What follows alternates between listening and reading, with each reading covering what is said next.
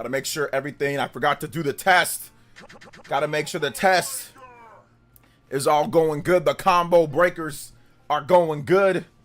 Shout outs to everybody. What is good, everyone? OJ here. Welcome back to the stream, where we go even further beyond. We are out here. I want to say thank you guys so much for showing up to tonight's stream, JOJO Friday. Is it Friday? It's already Friday. In the house, May 2nd. Speaking of JOJO Friday, yo, Justin with the JOJO. Dang Mario, why are raising Xbox prices? Mario out here. Mario out here hitting them with the hitting them with one of these, Justin. One of these.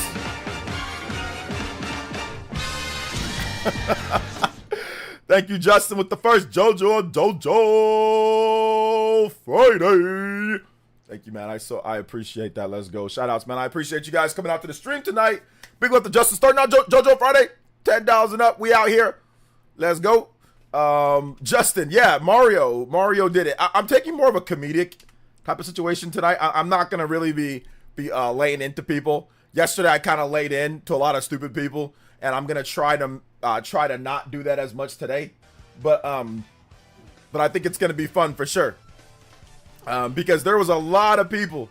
There was a lot of people yesterday that were really angry that they were wrong. You know, like I said, and like they were really angry that what they said before, how they lambasted one company, how anybody that said anything different and said, hey, look, things are going to kind of go up for everybody. This is just the beginning.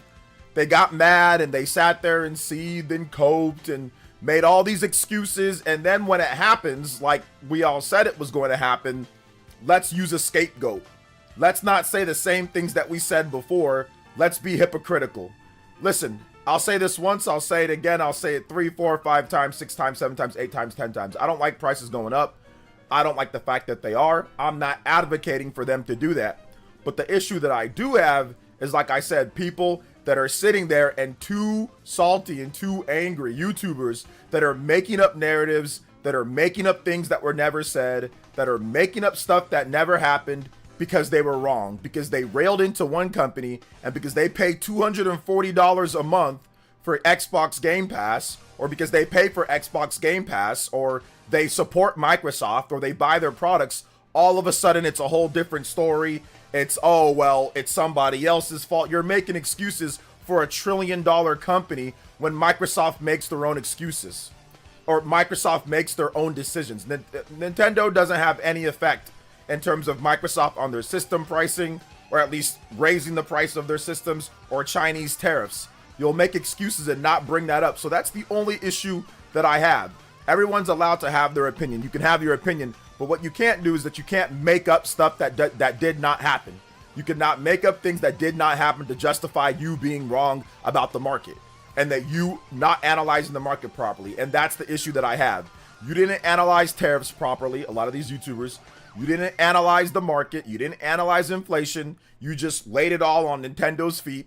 And then now we have price increases across the board because of Chinese tariffs with Microsoft. And now you want to blame something else instead of properly telling your audience that, hey, look, tariffs are going to be a big problem, especially after they started to become like that. They're still large content creators, Moist Critical, who did not mention tariffs at all in his video about Xbox. He did not mention the tariffs. He did not mention that. He focuses on $80 games because he doesn't want his audience to know that he did not tell them about tariffs. He's 16 million subscribers and did not tell them once about tariffs and how that's going to be a major problem. So it's because they can't take a L. They have, their egos are too big to be to just admit that they were wrong. You know, to admit that they were wrong. So this is the next best thing. Cherry pick an article, trying to say, oh, look, following Nintendo's lead, all this other type of stuff, you know, like it's just ridiculous.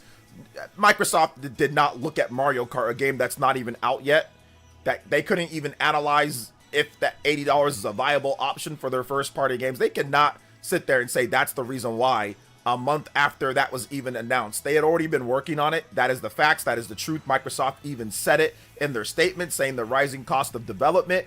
Every company is responsible for themselves. If a company does something it's not because of somebody else. It's because they made the decision to do that. They have their own CEOs, their own corporate executives, their own stuff. They all make their own decisions. If they were influenced by somebody else, that's not somebody else's fault. That's their fault. So, for example, if one of my friends says, hey, go jump off of a cliff, that doesn't mean I'm going to go jump off of a cliff. I still make my own decision, you know? Also, I want to vent on Kirby Air Riders getting hate and strays because it's not a Smash game or Kid Icarus Smash is coming, and I'm Kid Icarus is too. Yeah. Sorry, but I waited too long for this game. I thought would never happen. I know you did, Justin. I know you did. Yeah, there are some people that are hating on it because it's not Smash, but Masahiro Sakurai is working on Smash as well. Like, Smash isn't going to be... This is a game that he worked on the side. He's also working on Smash too, so it don't really matter, to be honest. It really doesn't matter because he's also working on Smash, and Smash is going to be ready. Sakurai's a multi-talented man. Shout-outs, thank you, Justin, with the Kirby 1992 dono. Appreciate that, man. Thank you so much. So, yeah, a lot of people making excuses for Microsoft and their own decisions. Two things people blame for the price hike: China, especially Nintendo. No mention of tariffs. I don't blame China for the price hike. I blame the U.S. government for the price hike. It's the U.S. government tariffs price hike. Now, like I said, our government here in the U.S., whatever goal that they have, that's fine. They can have whatever goal that they feel for trade, but that doesn't mean it's not their fault that the prices went up. You can sit there and say, oh, well, they're trying to do X, Y, and Z. Sure, they're trying to do X, Y, and Z with trade and whatever. That's fine, but that doesn't mean it didn't cause the prices to be hiked up, because those tariffs are pushed on the consumer. Once again, I'm not sitting here and saying that they're not allowed to do that. Clearly, the government is allowed to do it if they want to do it, and whatever goals that they have, that's fine. But the ultimate result is that it will be pushed to the consumer, and it's being pushed to the consumer. Like, that's just the facts of the matter. There is no argument on that. It's being pushed on the consumer. These Xbox price hikes is being pushed on the consumer from the tariffs. That's it. You know, like I said, maybe in the long run it'll be a really good thing for the US. Maybe not. But what I can say right now, pertaining to what we are talking about, these price hikes are because of the 145% slapped Chinese tariff right now that we have importing on there. So that's the reason why. That is it. Let's see here. Loving the virtual game card feature. Nice, Velvet. Let's go. Even then, Mario Kart makes sense from Nintendo side for 80 because it's the 5th best-selling game ever. What franchise Xbox own a level of popularity of Mario Kart warrant being 80? Yeah, they said all of them were going to be that. So, once again, they already had this plan. They were going to do it regardless. I don't really think it mattered whether Nintendo was going to do this or not. I mean, it didn't really matter. They were going to do it, especially with the Chinese tariffs the way that they are. The way that it works is basically Microsoft doesn't really make anything on the console. The console prices, they're pretty much either breaking even or usually losing money on the console. With the tariffs being slapped on there, with that much being slapped, they're pretty much in the red. They're way in the red.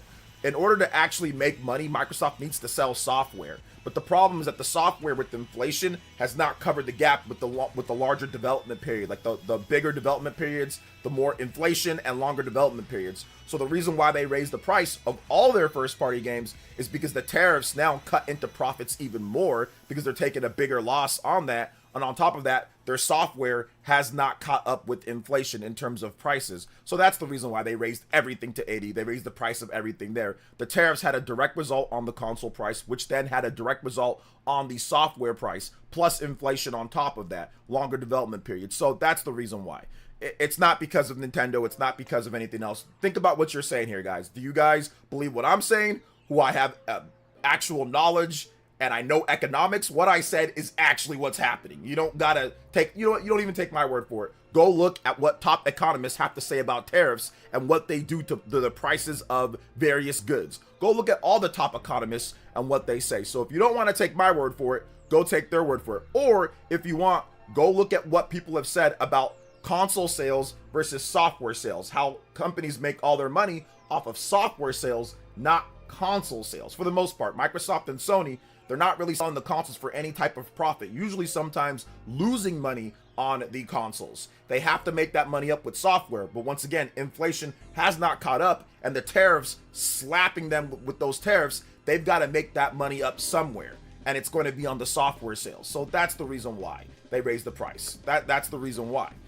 Game Pass will probably be raised in price as well at some point, because they've already raised the price of Game Pass before. They're probably going to raise it again. So this is the intelligent way of why it happened. This is what Microsoft did. I'm telling you right now, this is what Microsoft did. They analyzed it from how the tariffs are affecting them, and they factored that in. They did not look at a kart racing game that has nothing to do with them, that isn't even out yet, to sit there and say, we're going to do this. That is absolutely ridiculous. That is absolutely ridiculous. It's stupid. And I will, once again, people can clip this. I had somebody clip me the other day. You can clip this and take it to any of your largest YouTubers, and I will debate them on their platform, my platform, anywhere. And we can talk about how tariffs affect the consumers and how Microsoft makes their money. And if tariffs would have a effect on software in terms of how they feel it should be priced alongside inflation. I've got more examples of this, but once again, I actually studied this. A lot of the content creators and YouTubers, they're looking at this from a very basic standpoint, or they're looking at it from, you're defending Nintendo. No, I'm not. People said I was defending Microsoft when I said nobody's going to eat a 145% tariff. I don't blame Microsoft for this tariff. I don't blame them at all. It's actually not their fault for this tariff. It's not their fault at all. It's the US government that decided to put the tariff on China, right? And there's a trade war going on. That's what caused all of these price increases. It's the US government that caused the price increases. So, in my opinion, it's not about defending anybody. It's about telling you what's happening. It was almost unavoidable. Let's see here. Well, I mentioned China because it seems common to say China should just back down instead of retaliate, and there wouldn't be any problem. Shake my donor stand. Why would China? I'm not blaming China either. Why the heck would China back down? For what? Like, China's not. When is China? China barely backs down to anything. They're not gonna back down now. So yeah. Shout outs to Neon Zen Plays. Thank you for the thank you for the 99-cent dono, man. I appreciate that. Also, Justin running the stream right now. Thank you for another $10 JOJO. Do you think the Digimon game is coming to Switch 2 this year, yeah. or will it probably be next year or two? I don't know if it's going to be day and date with the other systems, but I think it's probably going to be day and date with the other systems. Yeah, the Digimon game. Yeah, I would think so. Shout outs to my man Justin, carrying the stream right now with the 4th JOJO. Thank you so much, dude. I appreciate that. Let's go. Appreciate the JOJOs. Let's get it. Let's get the notification playing as well. Let's go.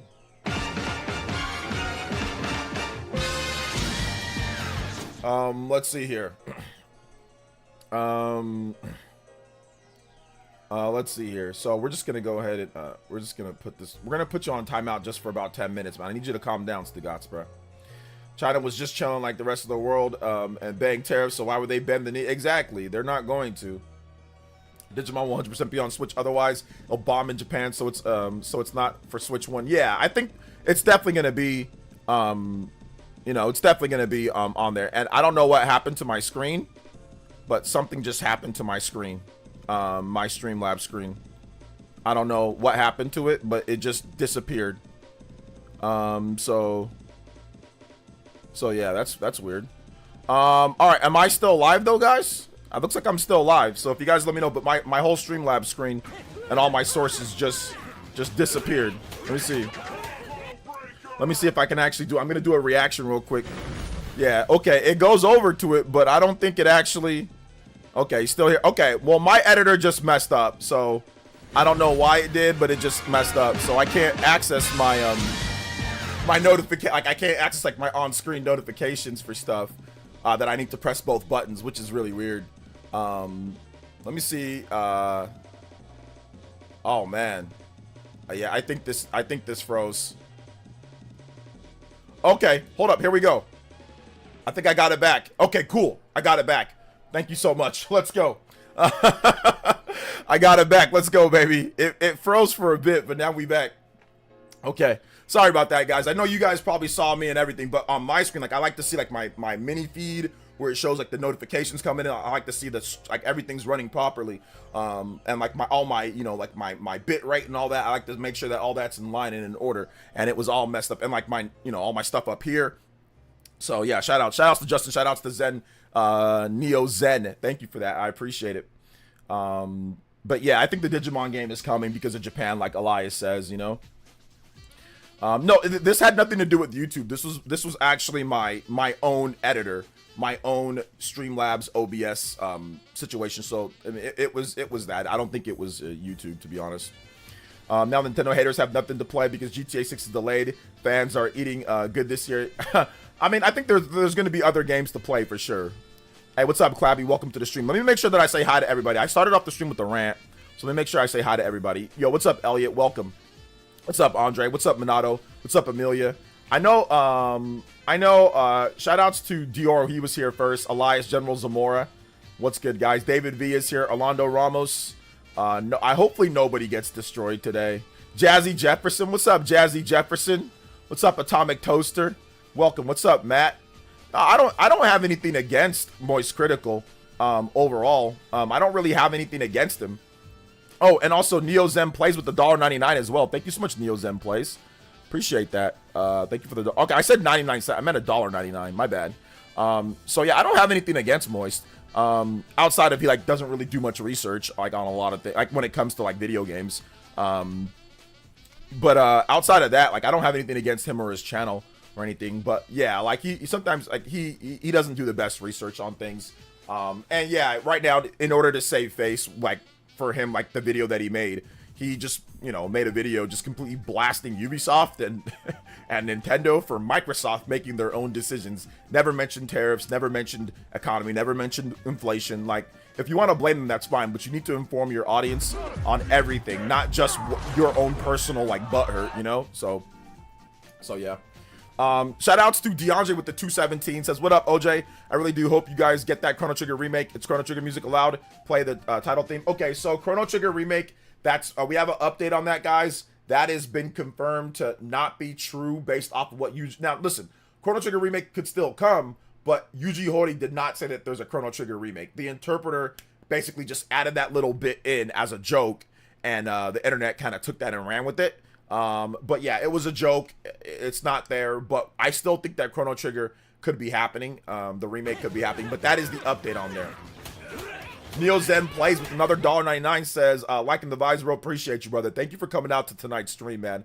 I really appreciate you guys coming through. It's JoJo Friday, so it's a little bit of a festive Friday. Let's get it. Shout outs, man. Yeah, he still owns the esports team. He still does. He owns it. You know, which is fine. Let's see here. Hey, what's up? What the F does Ubisoft have to do with anything? He just started railing against Ubisoft and Nintendo, and they're the ones, they're the problems. So, yeah, like I said, like large content creators, Angry Joe, you know, Moist, these guys, they have huge egos, you know, huge egos, and they make multiple rant videos about various different things, and they fail to do even the most basic of research a lot of time, because it's a rant. It's just a rant. There's no point in actually researching things. Just rant and just have people agree with you. But I think that type of atmosphere is very dangerous to when you're actually proven wrong, or when you will be wrong because you don't think things through. You don't understand why things are the way that they are, and your audience doesn't understand why things are the way they are, and it creates animosity and spite and hostility. Let me give you guys a perfect example. The situation with the Nintendo Switch 2 and how they were so angry about that and Mario Kart, which is fine. Criticism is okay. I criticized the $80 as well. But what they didn't do is that they didn't look at it from an overall perspective. They just looked at it from an online perspective. So for weeks, they sat there and said, nobody wants this system. It's going to flop. It's going to fail. This, that, and the third. That was the narrative. Nintendo had an Xbox One moment. Doug Bowser. The pre-orders come out and everybody and their mom wants one. Now, what do? One, they either don't talk about it at all because a lot of big YouTubers didn't make a video on that. Or two, they sit there and cope and say, well, there was no pre-orders, or there was no, Nintendo was creating artificial scarcity, when that's not the case. We got the pre-order numbers from GameStop. The stores got 140, or actually anywhere between like 40 units or so at the smaller stores to up to 140 units. There were tons of bundles at Walmart, Best Buy, Target. There was all sorts of stuff. GameStop. And they sit there and cope and see that they don't understand, and their audience is misinformed on the actual reality of the situation because they refuse to do research and rather rant. So I think that's the problem that we run into, and it breeds misinformation. Now, that's fine. That's their prerogative. They can do it. But at the same time, like, if you're a user of theirs, wouldn't you rather have someone give you their opinion, rant or criticize, but then also give you the actuality of the situation. Like, shouldn't that be it? Like, instead of making up excuses why something's doing well, instead of just realizing that people do not care, like, about what you care about, like your own, like, the internet is not 100% real, you know? So I think that's the issue.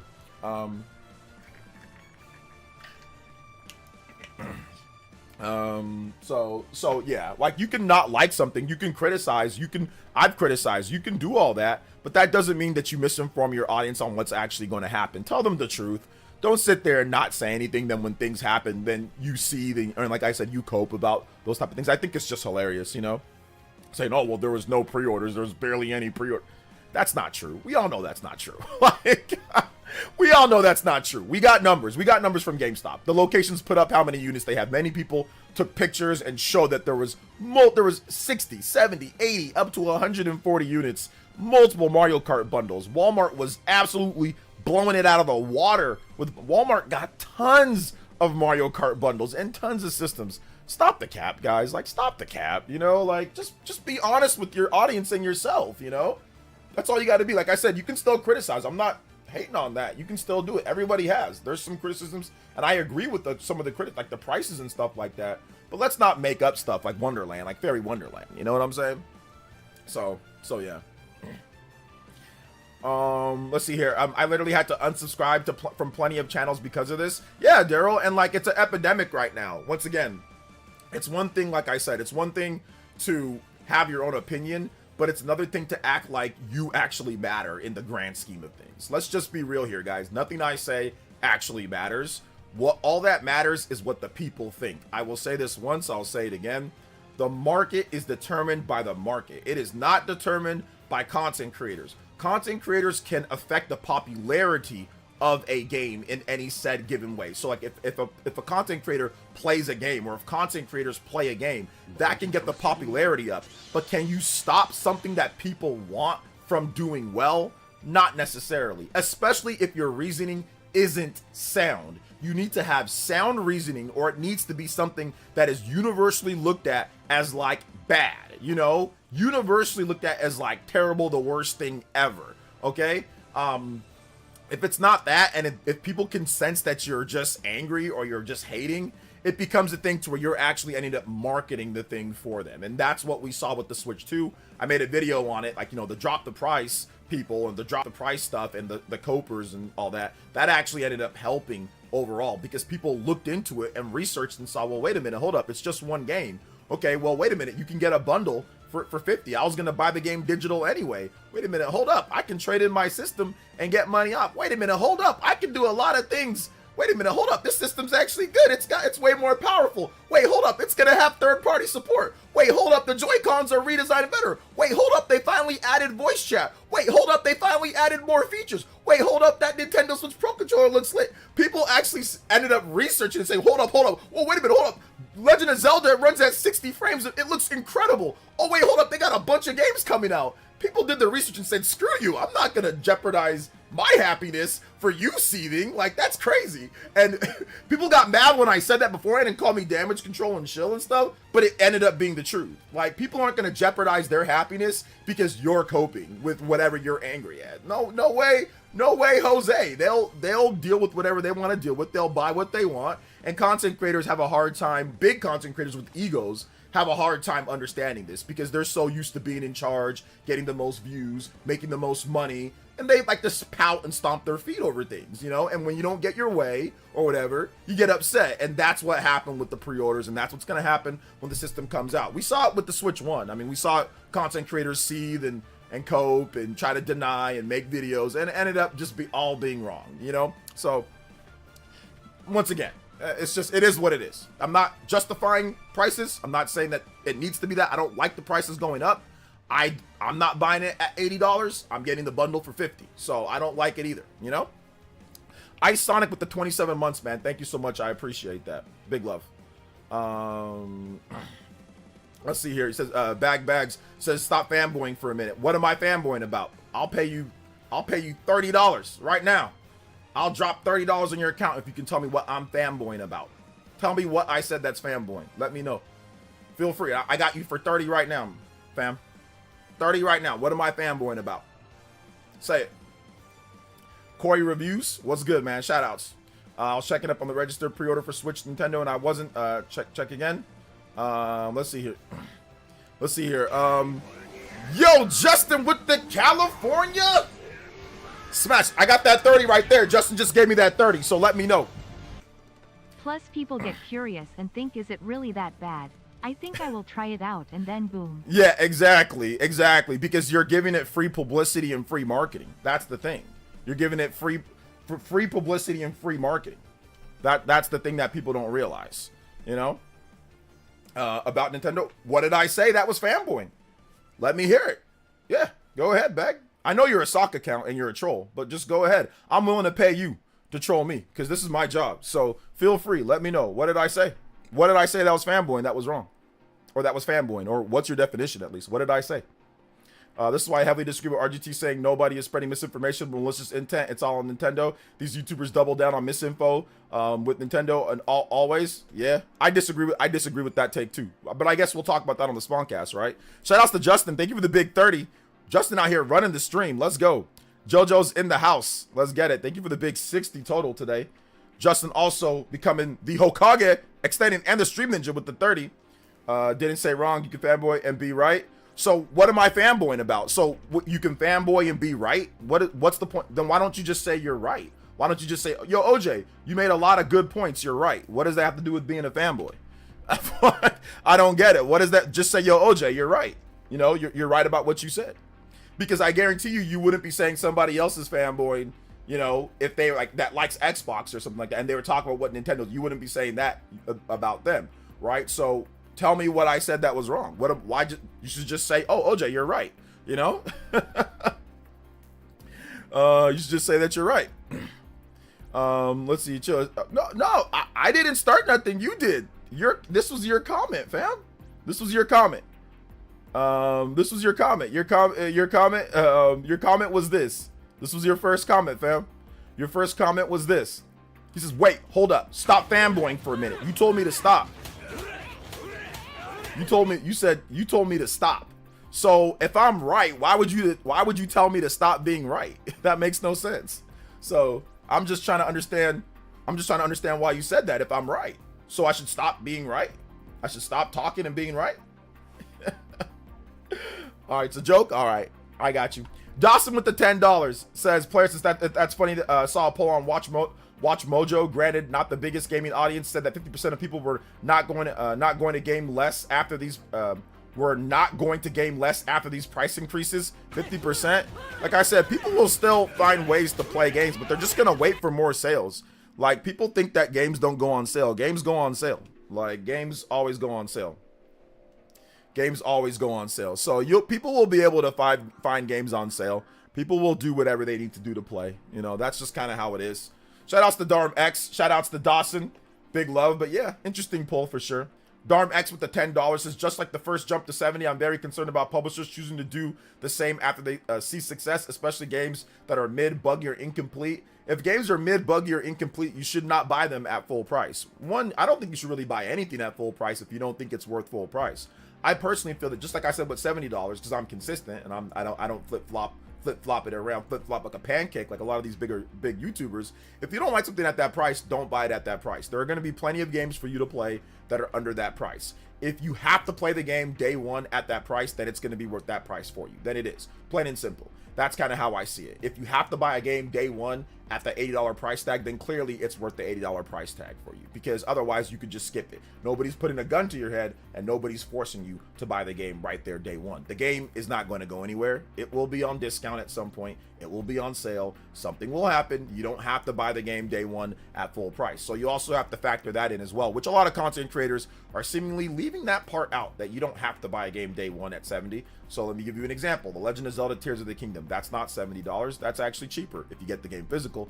How about God of War Ragnarok? That's also not $70. So if you didn't like that price, you didn't have to buy that right there at launch. You could have waited. It's cheaper now. How about Horizon Forbidden West? That's not $70 either. If you want it cheaper, you can get it cheaper. How about Ratchet and Clank? That's also $70 at launch. If you want it cheaper, it's a lot cheaper physical right now. How about Returnal? If you want that game cheaper than 70, that was 70 at launch. You don't have to buy it at that. So nobody's actually putting a gun to your head and forcing you to buy anything. If it's too expensive or you can't afford it at launch, wait for a discount or sale and you'll be just fine.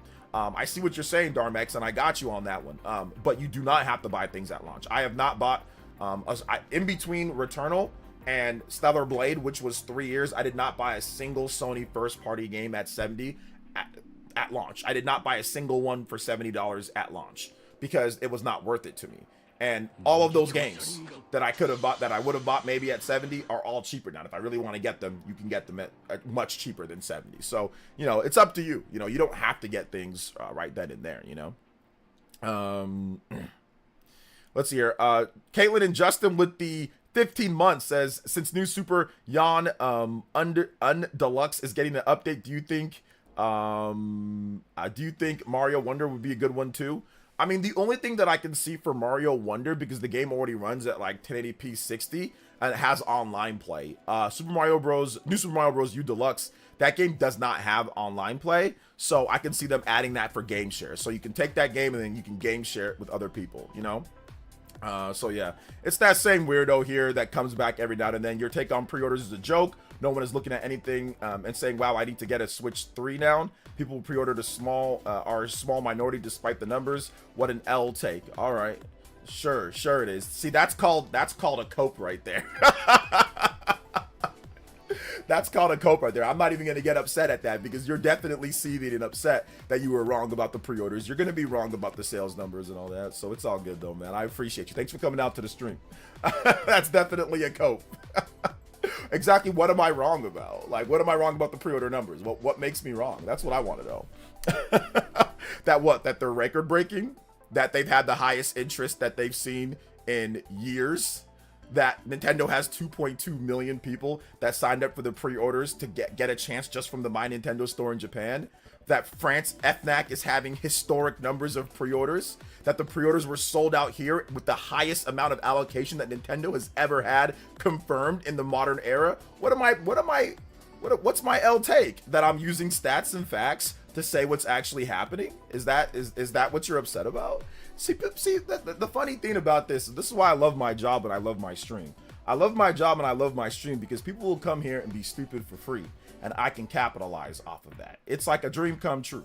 You know what I'm saying? So it's like a dream come true. It's like a dream come true. Let's see here. It says that's what fanboying is, flexing a company's profit. I didn't mention a single. What did I mention about profit? I mentioned about the pre-orders and what's happening in the market. That's the facts. That's what I mentioned. I didn't mention anything about profit. I didn't say how much profits they have or anything like that. So I think the biggest problem is that you mistake facts for fanboying because you're not very intelligent. You know what I'm saying? You're not very intelligent and you can't comprehend information very well. So you take it that way. Pre-recorded JoJo. Out with the fam tonight. Hope you all have an amazing Yo, stream. shout out Cyber Taurus. Love the Chrono Trigger video. Yes, so sir. Hit the Even though Ninja it's not Village real. with a Chrono Trigger track, please.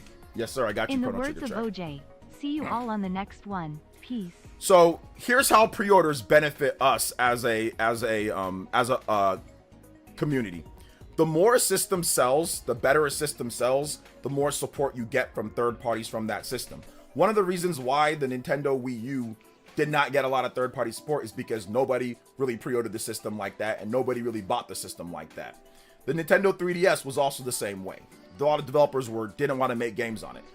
Developers with the Switch as well didn't want to make games on that as much. So the more a system sells, the more games you're going to get. The Switch sold incredibly well, so you had many third-party developers who never supported Nintendo in the past all of a sudden now want to support Nintendo. So for example, Bethesda, they never supported Nintendo really outside of one game on the NES, and then all of a sudden we started getting games from Bethesda. Many other developers also started putting games on there. Ubisoft came back and put games when they pretty much abandoned the Wii U and abandoned the 3DS. So you're going to see a lot more content and a lot more games. Look at stuff like Final Fantasy coming. They all are confident that the sales are going to be really well. So since they're confident the sales and the pre-orders are going to go really well, they're going to create more content for the system so they can make money. So if we get more sales of the Switch 2, you are going to see more games on the platform. So that's how it benefits you. If a system does not do well, especially a Nintendo system that's not in line completely specs-wise, x86 with Microsoft and Sony, then you're probably going to get less games. So that's how it affects us. The Switch sold a lot, so that counters your point. And the Switch got more third-party support than Nintendo's received in the past 20 years. So it doesn't really counter my point. And like I said, Bethesda never supported the Switch. Many developers, look at all the different third-party ports that we got on there that did not come to Wii U, that did not come to the 3DS, that did not come to the Wii. So I don't know how that doesn't support my point. What I'm saying is factual. Developers have actually even said it themselves, that the fact that the Switch did so well, that enticed them to support the system more. So, no, I'm right. Neo Zen Plays with the tune-in tier. Thank you so much, man. I appreciate that. It's because Switch couldn't handle AAA games like last gen tech, Wii on new tech. But here's the thing, though. There were even developers that took their big AAA games and put them on the Switch 1, even though they were crusty ports. But developers went back in the bag. They went back and took 360 and PS3 games. For example, was BioShock on the Wii? Nope. Was BioShock on the Wii U? Nope. Was BioShock on the 3DS? Nope. Was BioShock on the Switch? Yup. Could the Wii U handle BioShock? It absolutely could. Did they make BioShock on the Wii U? They absolutely did not, because the Wii U did not sell. And it's not just BioShock. I can name a bunch of games. How about Borderlands? Borderlands was a 360 and PS3 game. Could that run on the Wii U? It absolutely could. Did it come to the Wii U? Absolutely not. That system flopped. So Borderlands came to the Nintendo Switch 1. So there's countless examples of this, guys. Like, I don't even know why I have to explain this, but I guess some of you guys are hard-headed, you know? So yeah. You're acting as record-breaking means anything gaming is bigger. Of course, record-breaking pre-orders don't equal long-term success. Okay, you read it. Pre-orders don't equal long-term success. Well, I'll say this, but your comment got deleted, but I'll say this. There's been no system with this type of pre-orders and this type of success beforehand that has ever went on to fail. If you can name one, let me know. Name one that has this type of success, 2.2 million people waiting on a My Nintendo. Let me know. TV with Let me know. Switch 2, right? Also, can we get some road taken? Yes, it does. It does work on that. So you guys let me know that's ever had pre-order success this big. Let me know what system, because it's being compared to the PS4 and the PS4 and the PS5. But let me know what system has ever had this much of success beforehand with pre-orders and confirmed numbers in terms of units and selling out and hasn't went on to do really well. Let me know what system. If you can name one system, I'll take the L. I'll take the L.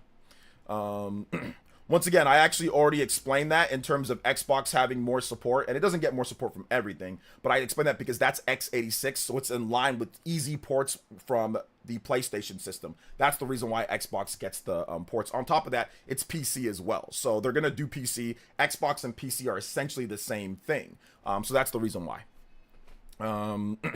Shout outs to Justin with the $10. But yes, thank you so much, Justin. We're gonna play some Chrono Trigger music.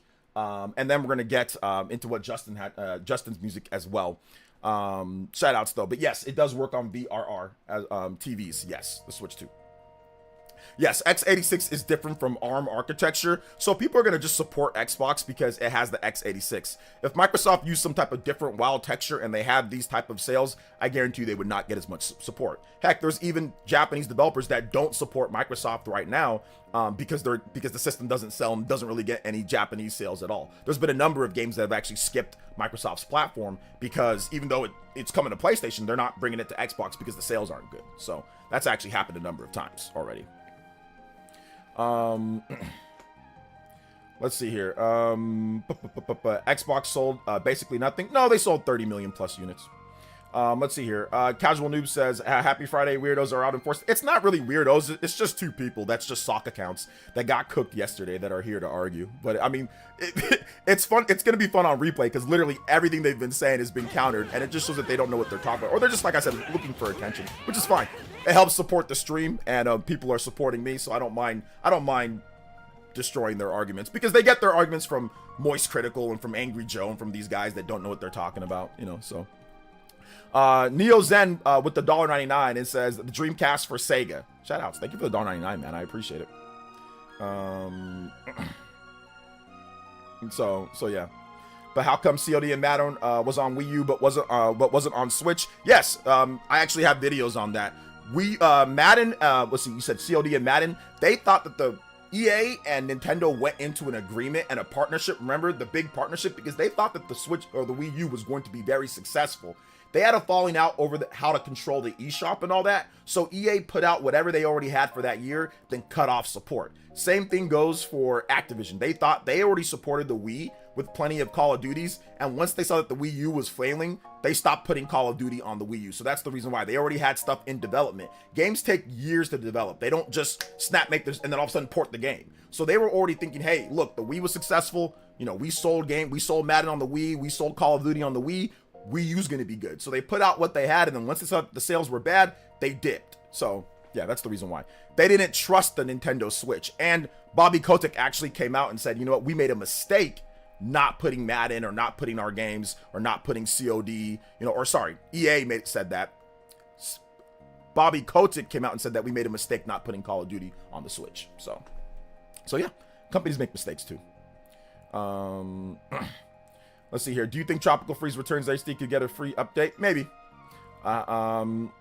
Let's see here. So crazy. Microsoft updated their entire pricing model in less than a month because Nintendo made one game more expensive. Yeah, that was they caused the Chinese tariffs. That was their fault.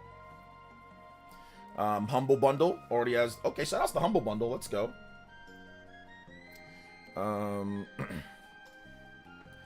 Yeah, EA had Mass Effect ready. They actually had Crysis ready as well, but then they canceled Crysis. So yeah, that's what happened. I'm glad I'm able to actually get all this out of the way, because it seems like some of you guys legitimately don't understand what happened. So that's good. Amelia with the $9 or with the $9.99, it says, can you play Clair Obscur Expedition 33 battle theme? Spring Meadows Get Up for Lumiere. Or Lumiere. Yeah, I can. Thank you for the $10. And that game is awesome. I'm like 30 something hours in, and I love that game. That's my game of the year right now. It's my game of the year. That game is freaking incredible. I love Clair Obscur Expedition 33. It is such a great game. It is such a great game. Shout outs to Lumiere. Angry Joe, Boring Critical, Young Shill, Curly have xenophobic agenda against Nintendo Japanese games unless it's Kojima or From Software. I don't know about all of that, but what I know is that I don't know about Young. I didn't watch his whatever, but I know that Angry Joe and Moist were definitely wrong, and they're looking to make excuses and to blame Nintendo for Microsoft making their own decisions. $1 trillion company. So, what games am I looking forward to for Switch? All the Nintendo first party games. Ducking the comment. I mean, you haven't said anything intelligent. You haven't said anything intelligent this whole stream, dude. So, I mean, the reason why I don't really pay attention is because you haven't said anything intelligent, and you've constantly never said anything intelligent. So, I mean, you're not really a high priority right now. See, naming the system doesn't matter. What unprecedented times the gaming due to overall popular Nintendo alienated their main base, and casual games with these prices only diehards will buy. Their main base are actually adults. That's who their main base are. Their main base are adults with jobs that can afford it. The highest percentage of people that are buying the Nintendo Switch are in their 20s, 30s, and 40s. The people that are in their 20s, 30s, and 40s buy the systems and can afford it for their kids. Nintendo has a very small base of people that are young kids that are playing. The biggest base are 20s, 30s, and 40s, factually confirmed. Those people still have money to buy it. They're excited. They're going to buy it. So $100 or whatever the case is not going to stop them from doing that. So no. I didn't what's it called? I didn't avoid the comment. Let's see here. So, adult casuals with jobs, what's your point? My point is that the base of people that are buying Nintendo have money to buy the system, and they will see that. But I mean, once again, do you want to put money on this? I'll ask again. Do you want it? Let's bet. What do you want to bet? So, let's put money on it since you're so confident. Let's do that. Let's not just talk, let's put money. I think I know 2 updates or Switch 2 editions that are coming for sure. Okay, what's that? DBZ Kakarot, because a huge DLC is coming out this September, and okay. No Man's Sky, they update that game a lot. Okay. Shout outs. Thank you for the $10, Justin, once again. There are more adults playing Nintendo than kids. Yes. You guys don't believe me? I'm only gonna show you the evidence is if you decide to bet money on it, that we can put money on it. I will not do basic research for you guys, since you don't want to believe me. So I will only look it up, or I will only see if we can look it up if you actually bet. But if not, because I'm kind of tired of addressing these two same people that sit here and just are acting stupid as hell this whole stream. So I'm kind of tired of you guys. All right, I'm like I said, I'm trying to be nice and I addressed you guys, but you guys are stupid. So like you guys have been wrong on everything that you've said so far. So I'm getting at my limit, and I'm just warning you guys right now. Okay, so just keep that in mind. I'm not answering any more stupid questions that you guys have. I'm not retorting back any more dumb things that you guys say. You guys are both stupid. Okay, so I will leave it at that. So that's it. So I will leave it at that. What makes me confident is the interest that we've already seen. I've already explained that, okay? I've already explained that. The fact that there's been so much interest and it's selling out, that's what makes me confident that it's going to do so well, because we've never seen a Nintendo system do this well, okay? So that's the reason why. It's very obvious why it's going to do well. It's very clear and obvious why it's going to do well. So anyway, I'm done going back and forth with you guys. So, like I said, I'm done. Moving on. Let's see here. And listen, and I say that they're stupid because they legitimately are. Like they legitimately are dumb, you know? So I'm good. I'm done going back and forth with these guys because they come here to troll every single time. And I gave them attention, but I'm not giving them attention anymore. They literally, this whole stream, have been just putting stupidity in the chat, and then when they get proven wrong, they just jump the topic to something else, you know? And then they say, you're ducking. Nobody's scared of you guys. You guys are scared to actually bet. So if you're not going to bet, if you're not going to actually put your money where your mouth is, then I'm not going to be answering your questions and going back and forth with you guys. Put your money where your mouth is. If you guys want to get all aggressive and challenge every single thing that I'm saying, either put your money where your mouth is or or shut up, okay? So I'm done. Let's see here. Vatset with the $20. It says, sounds like the guy has been clowning way too hard on the stream here. Is to JOJO. Happy Friday, JoJo. Request is Mario Party 1 Luigi's extended theme. All right, I got you. Shout outs. Let's go. I'm gonna get Mr. Justin's notification here. Shout outs to Justin. Thank you for the $10, man. But I got some music that I gotta play here. Next up is Road Taken.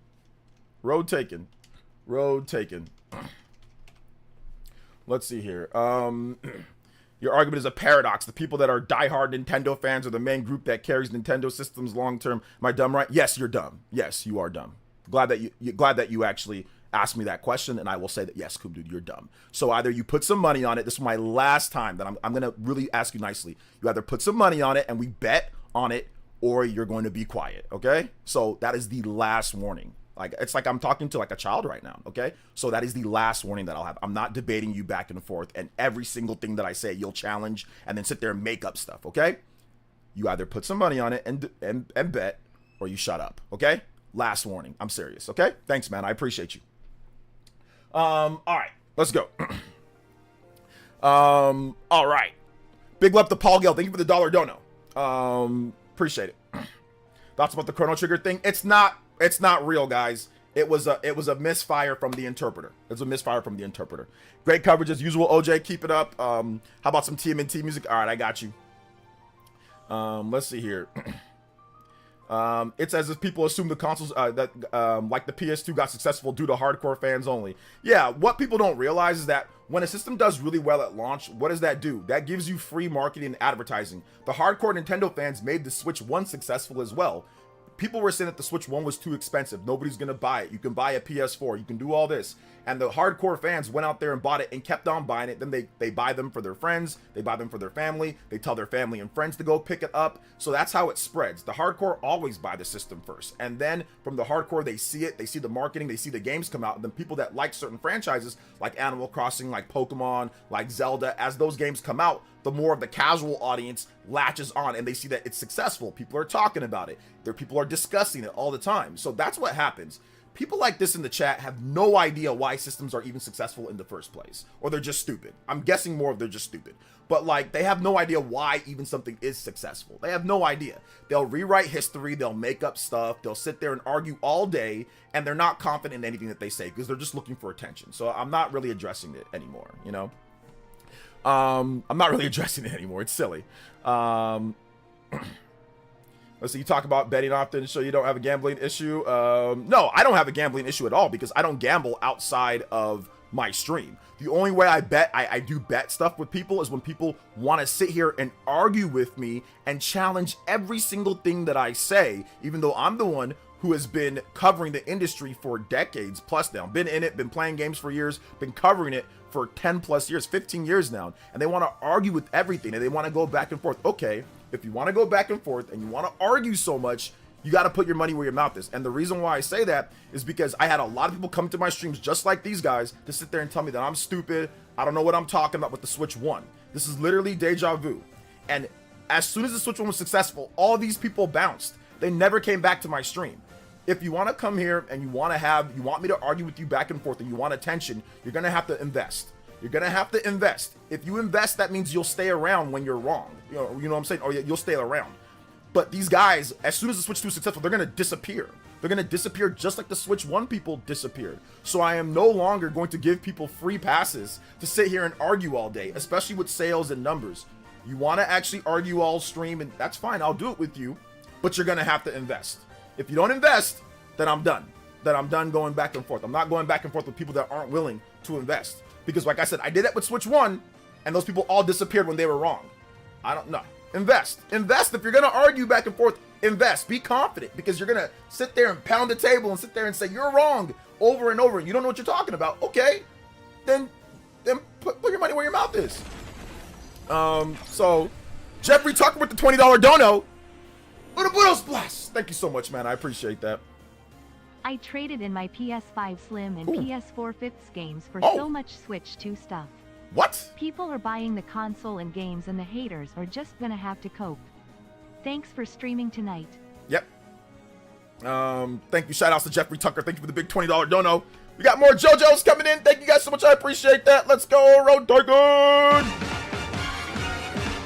Big love. Thank you so much, guys. I appreciate that. Let's see. I agree. They should pay up or that's what I'm saying. They should pay up or shut up. You can't sit here and dominate the attention of a streamer all day and tell them how they're wrong about everything, then not expect some type of investment. We can go back and forth. You can disagree with me. We have people here that disagree with me all the time. Nick93 disagrees with me all the time. We can go back and forth. But what I'm not going to do is have you guys challenge the most basic of things that I say.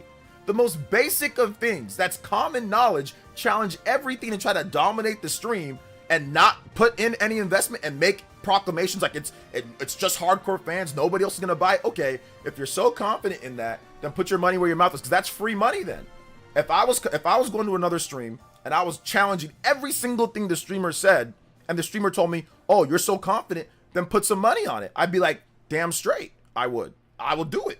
Because what's the point of, why would you not do it? You're so confident, you want to challenge everything. You're so big and bad and tough, and you want to be all right and all that. Okay, so then put your money where your mouth is. Stop lollygagging. Stop, like, obviously they don't want to do that because they're not confident. They're just here to troll. So that will shut them up. That will shut them up and get them to stop. And that's all I'm trying to do. What's up, Shadow Hugger? What's with these weirdos doing mental gymnastics with Switch 2? Now they accuse you of having gambling issues. No, I think that was more of a joke. Shout out, thank you for the $10. Everyone is buying micro SD Express for a different reason. JK lol. I don't care enough about Nintendo or video. Exactly. I know you don't care enough. That's why you don't know what the hell you're talking about. Exactly. Thank you for confirming what we already know. You don't care enough. You don't know about Nintendo. You're just talking for attention. That's it. Thank you for that. You're not 100% confident. You don't care. You don't research. You don't know. Exactly. Thank you for confirming what we all know. You don't care. You don't know. You're just talking. You're just yapping. Thank you. Exactly. Confirms exactly what I was saying. What's with the, do you think Nintendo's goal is to crumble the global economy or just deal with flashy finisher to U.S. middle class? Flashy finisher to the U.S. middle class. That's the biggest thing that we're dealing with here. The flashiest of finishers. Big love, Justin. Thank you so much, man. I appreciate that.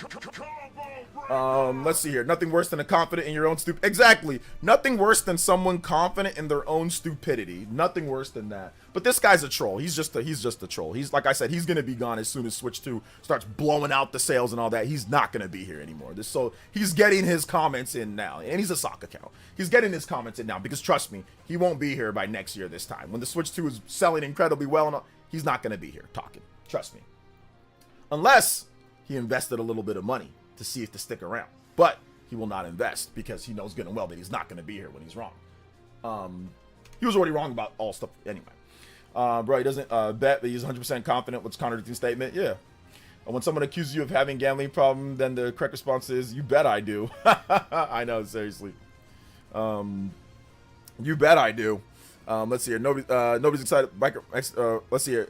Nobody's excited. Everyone is buying the micro SD Express for a different, yes, for a completely different reason.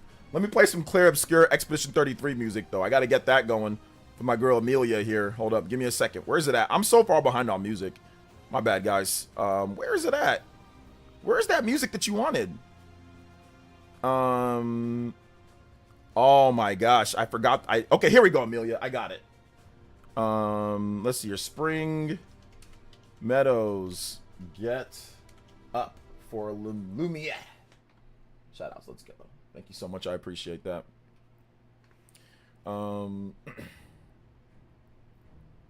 People blaming Nintendo for coming out the cheapest console on the market. No, they put the Chinese tariffs, guys. It was them.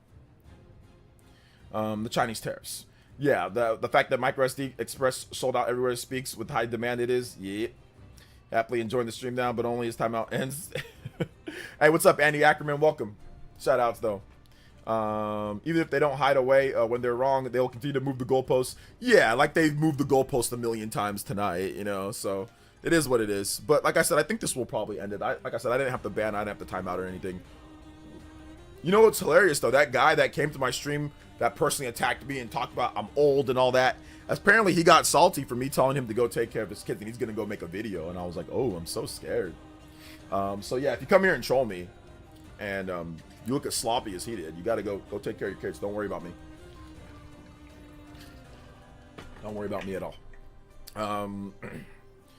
Let's see here. Not the cheapest, most affordable console on the market. Not the cheapest, most affordable console on the market. Probably next gen it will be. Next gen it will be. With the next Microsoft and the next Xbox and the next PlayStation, it's probably going to be the cheapest on the market. Like the base $450. I highly doubt that Sony or Microsoft are going to come out with the system that's $450 or less. You know, I doubt it. I'm really tired of all this negative stuff over fine. You're right. You could be happy about things. It's all good, man. But the Switch 2 is current gen, not next gen. It's going to be more matched up with what's happening in the next generation of systems and the current generation of systems. Because the current gen of systems, in terms of the Switch 1, that's the current gen. And the Xbox series and the PS5, those came out years ago. Switch 1 came out in 2017. Xbox and PlayStation, those came out in 2020. The Switch 2 is coming out in 2025. The next Xbox is probably coming out next year or so, and the next PlayStation is probably coming out in 2027. So those are actually more closer aligned. Switch 2 is more closely aligned with the next Xbox and the next PlayStation. It's not current. What's current right now is the Switch 1. That's the current system. Let's see here. Nintendo, it's all your fault. How dare you decide pricing for things that you have no say in? You are the problem. Yes, they're the ones who caused the Chinese tariffs. They are the ones who caused the Chinese tariffs. I agree. It's their fault. Let's not forget Switch 1 pricing hasn't gone up neither. Both Xboxes did. Yes, that's another thing that people conveniently left out. Do you agree with RGT that he said when tariffs are an excuse used by the companies because digital games are the same price? Even Doug Bowser said they weren't considering tariffs. Doug Bowser said that they weren't considering tariffs. They did consider tariffs. They obviously they raised the price of all their stuff that was manufactured in China, or even just, once again, stuff that wasn't even manufactured in China, but they just raised the price of them. That is definitely the effect of tariffs in terms of things. When it comes to digital games, especially with big AAA games, have always been the same price overall. They're not going to piss their retail partners off with pricing digital games cheaper than physical games because of the labor that goes involved with physical games. That's insane. They're not going to do that. Tariffs absolutely played a part into the price hikes with not necessarily Mario Kart. They just wanted to charge $80 for that game. But with Microsoft, absolutely tariffs played a part into that. Absolutely. 1000%. Microsoft even literally said that it did. I'm just ready for the Switch 2. Yes. I'm going to ignore this craziness and enjoy myself that week. It is going to be a great week, man. I am so excited for that. I'm super, super excited. Let's see. I mean, quote tweeted Obi-Wan play self-proclaimed to the event. We should tell you everything. I quote tweeted him. That should tell me everything. I quote tweeted him. So what that I quote tweeted him? And so what if he's a self-proclaimed fanboy? What does that have to do with me doing anything? So what? And what? What's your point? Do you have any good points?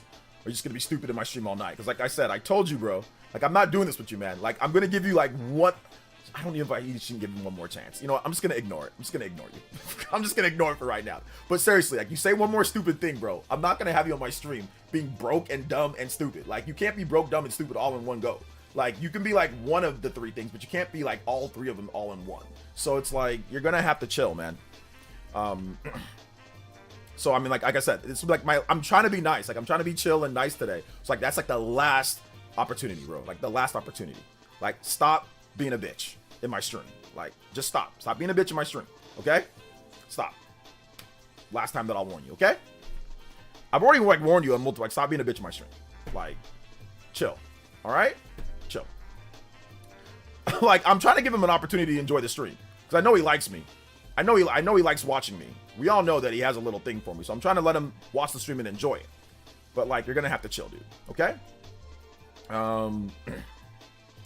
Let's see here. Mario Kart's cheaper digitally in Europe.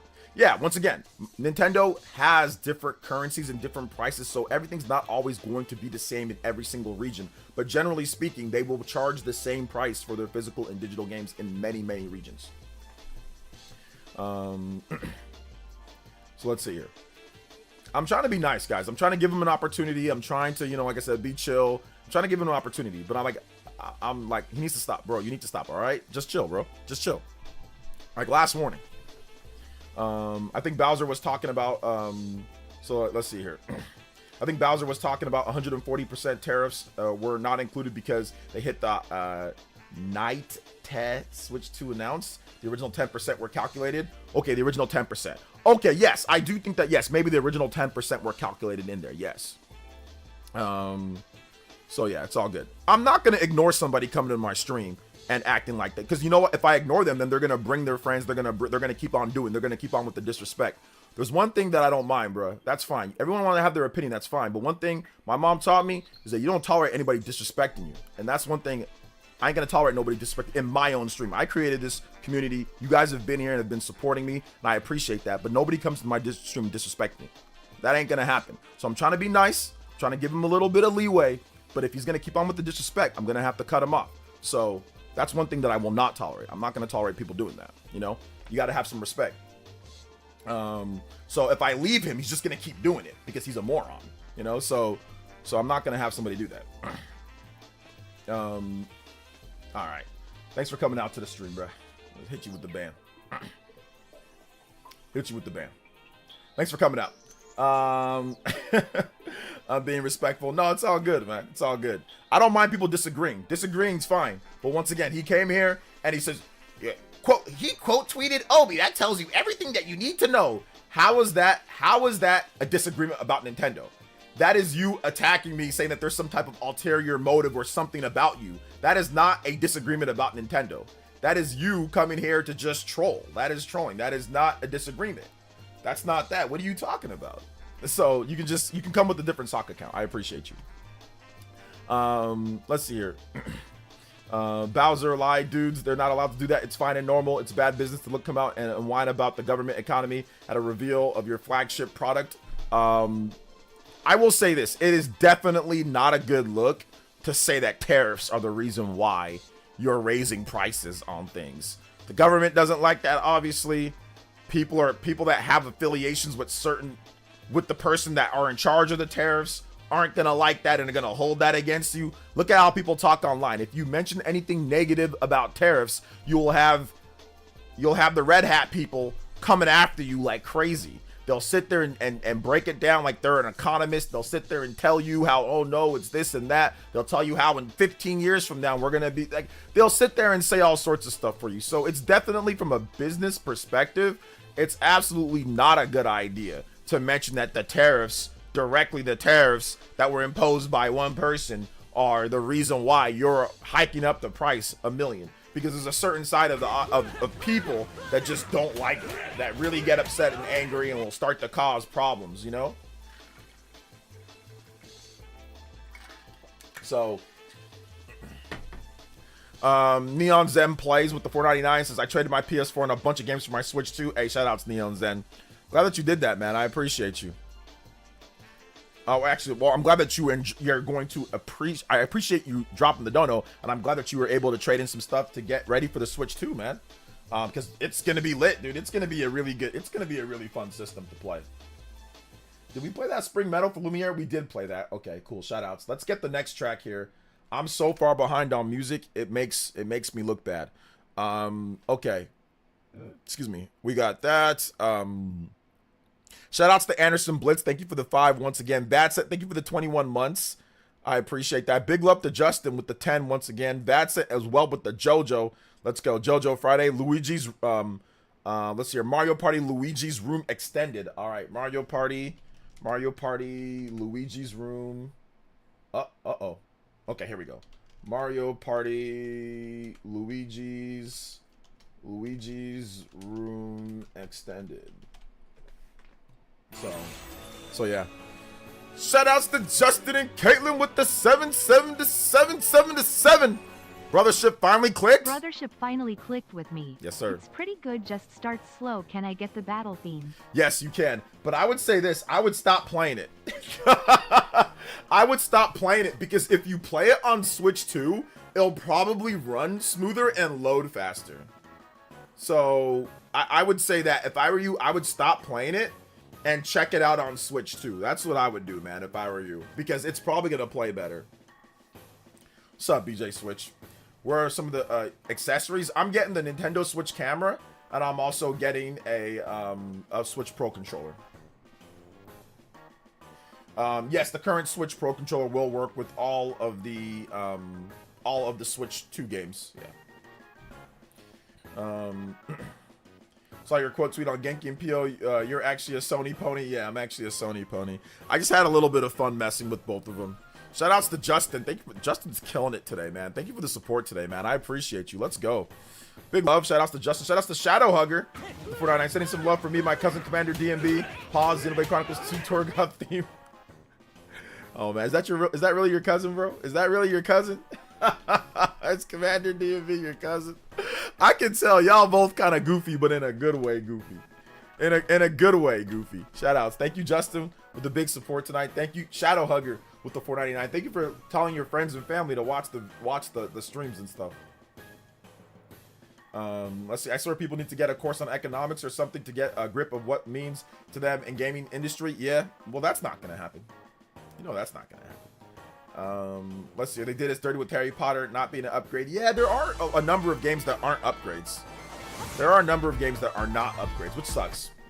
That's the problem right now. Yeah. I want to play a game and then I think it might run better on Switch 2. Yeah, that's why you don't play Switch 2 right now. You got a PC, right? That's why you get Claire Obscure Expedition 33 and hopefully you just ride that into the Switch 2. I don't think Claire Obscure is going to last to the Switch 2 for me because I still got a month, but I'm just going to try to extendo. I'm going to try to extend Claire Obscure as long as I can. But I don't think it's gonna last that long for me, but we'll see. Yeah, that's what I'm doing, man. I'm not playing nothing. I'm just playing Claire Obscure. It came out at a great time. So it's good stuff, though. Shout outs to Justin once again. We out here. 172. We out here rolling tonight, guys. Yo, the JoJo boys in full effect. Let's go. So, yeah. Develop taste. There's nobody that has a developed taste for Nintendo games but doesn't play Xenoblade. That doesn't exist. Nah, I'm just joking. Still on Oblivion. Nice. Let's go. Why not just play third party on PC? Why not just play third party on PC? Because I'll play on whatever the hell I want to play on. That's why. What the? What do you mean? Why do I need to play third party on? Why does anybody need to play third? Well, I'll play it on whatever system I feel like playing it on. You play third party on PC. Stop worrying about what I'm playing on what I'm not, because I feel like not playing on PC. Why don't you not play on PC? Why don't you play on something else? Why don't you play on PS5 Pro? Neo Zen Plays with the 499 says, it would be nice if Switch 2 came out with an OLED that would blow it out of the water. I think maybe down the line that they would, but right now the cost of the system would be a little bit too much for a 8-inch OLED. Let's see here. OJ, anybody told you about the Steam Deck? It's kind of a Switch but like way better. I've heard about it. It's a pretty cool device, right? How's it doing? Is it doing okay? How's it doing? Let's see here. It's a factor. Politics do affect your favorite medium, and everybody gets to escape. It's FAFO season. Whether people like it or not, they're gonna learn. Yep. So yeah. But OLED doesn't exist. I think that there's definitely in the future they might make like a Switch Pro OLED, but right now, no. If they do Switch 2 mid-gen, I'd expect to have an OLED. Yeah, if they do like a Switch 2 Pro or something like that, or like a Switch 2 Advance, I think that could definitely have that. The reason is performance, but what if I don't want to play on a PC? What if I don't want to play on PC? What if I want to play with the DualShock and have haptics, and I think that the performance is just fine on PS5? Or what if I don't have a PC that's strong enough to get the performance that's the highest quality performance? What if I just want to play on PS5? Then what? Why should I play like how much do I have to spend on PC to get the performance that we're looking at here that like a PS5 can't do? Like, what if I don't want to spend $2,000 on a PC or $1,500? What if I just want to spend, I don't know, $700 on a PS5 Pro and get really good performance? What if I want to do that? Why do I got to get a PC for that? I don't get it.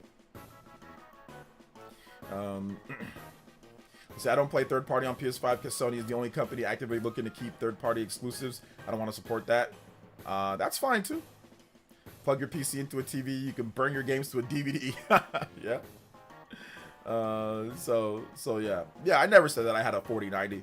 I don't like playing games on PC. I don't want to play games on PC. I don't like sitting down at a desk. I'd rather sit down on my chair. I don't want to plug my PC into my TV and do it that way. I'd rather play with the controller on like my comfy sofa or my comfy little lazy boy thingy that I have here. I'd rather play on PS5, and I like to have the native built-in haptic support. I like to just have it to where it's something that's built for the TV. I don't want to play on PC.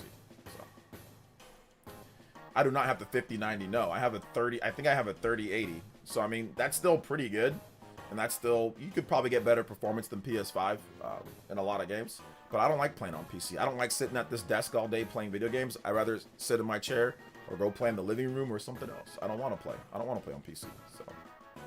So. And that's what many people do. Many people do not play on PC. Many people play on PS5 because they find it more convenient.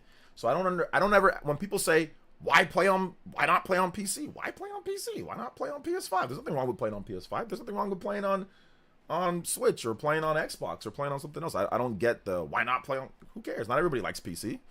I mean, if everybody was into PC and was not into console gaming, we wouldn't have much of a gaming industry. Consoles actually help the gaming industry significantly, you know? Not everybody likes to play on PC. Thank you for the $5, Justin. Makes me sad. I'm good. Lol. Let's see. PC gaming makes you sad. I'm good. Yeah, I'm good. I don't feel like it. I just don't understand why people are like, why ask? Like, what if you don't have a nice PC to play the games? You know. Let's see here. You don't have to worry about configurations, or you don't have to do auto configurations or tweaking different things. You just play on performance, or you play on this or that. Like me, even just setting up like Black Myth Wukong, like it wasn't hard, but it wasn't like, I just didn't feel like doing it, you know. Rob Navarro with the $1.99 says, why don't play on Wii U? Hey, look, Wii U, it's got some solid games. You can jailbreak it too. You can do some fun stuff. Do some fun stuff with it, man. Thank you for the $1.99, Mr. Rob Navarro. So yeah, it's just hard for people that wrap their hands around not wanting to play on more powerful hardware, but who cares? I don't know why it's hard for people to wrap their head around that. That is the most ridiculous take, and let me give you the reason why. Since the invention of the modern console market, or even before then, people have been playing on less powerful, not the best hardware. Even PC people don't play on the most powerful hardware. Even the PC people don't play on that. Many PC people cannot get the performance at the top of the line. They do not have the top of the line graphics cards. But throughout the history of time, with PC and with console, people have never wanted to play on the most powerful thing, or you have never seen the most people play on the most powerful thing. We've had super powerful systems like the 3DO or whatever, Jaguar, N64, whatever, right? Any system that's been the most powerful in the generation. And there has been countless other systems that have done considerably better than the most powerful system on the market. That has never been a thing. So I don't know why people cannot wrap their head around that. It's been like this for decades, that people don't necessarily want to play on the most powerful or do not care. So I don't understand why people are like, can't wrap their head. What is there not to wrap your head around? It's been like this. My boy's complaining about something. It's been like this for a very, very, very, very, very long time. Game Boy has outsold damn near everything that's ever came out, and it's one of the weakest systems to ever have existed. Is the Game Boy, the original Game Boy, but it sold 118 million units, 118 million units, and it's one of the weakest systems of all time ever. So what is there to wrap your head around? There's nothing to wrap your head around. People are just being ignorant. All right, next up here, we're gonna get the next music. We're gonna get the battle theme for Mario and Luigi. Mario and Luigi Brothership battle theme.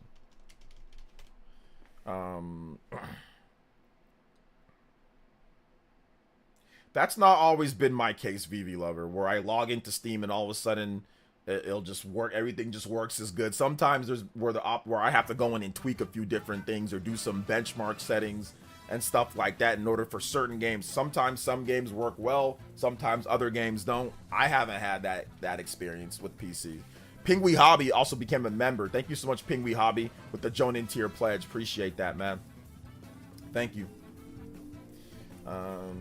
Let's see here. The Wii, the Game Boy, the DS were all weak compared to respective competitors that outsold them all. Exactly. So this has been a thing for a long time. Do you know that the Wii U? Do you know the Wii U outsold Sweden? I don't know what that means. PC gaming probably is probably great if you missed out on older games, maybe. But yeah, like it's just something that's fine. If people want to play on PC, that's fine. It's okay, but it's not for everyone. That's all I'm trying to say.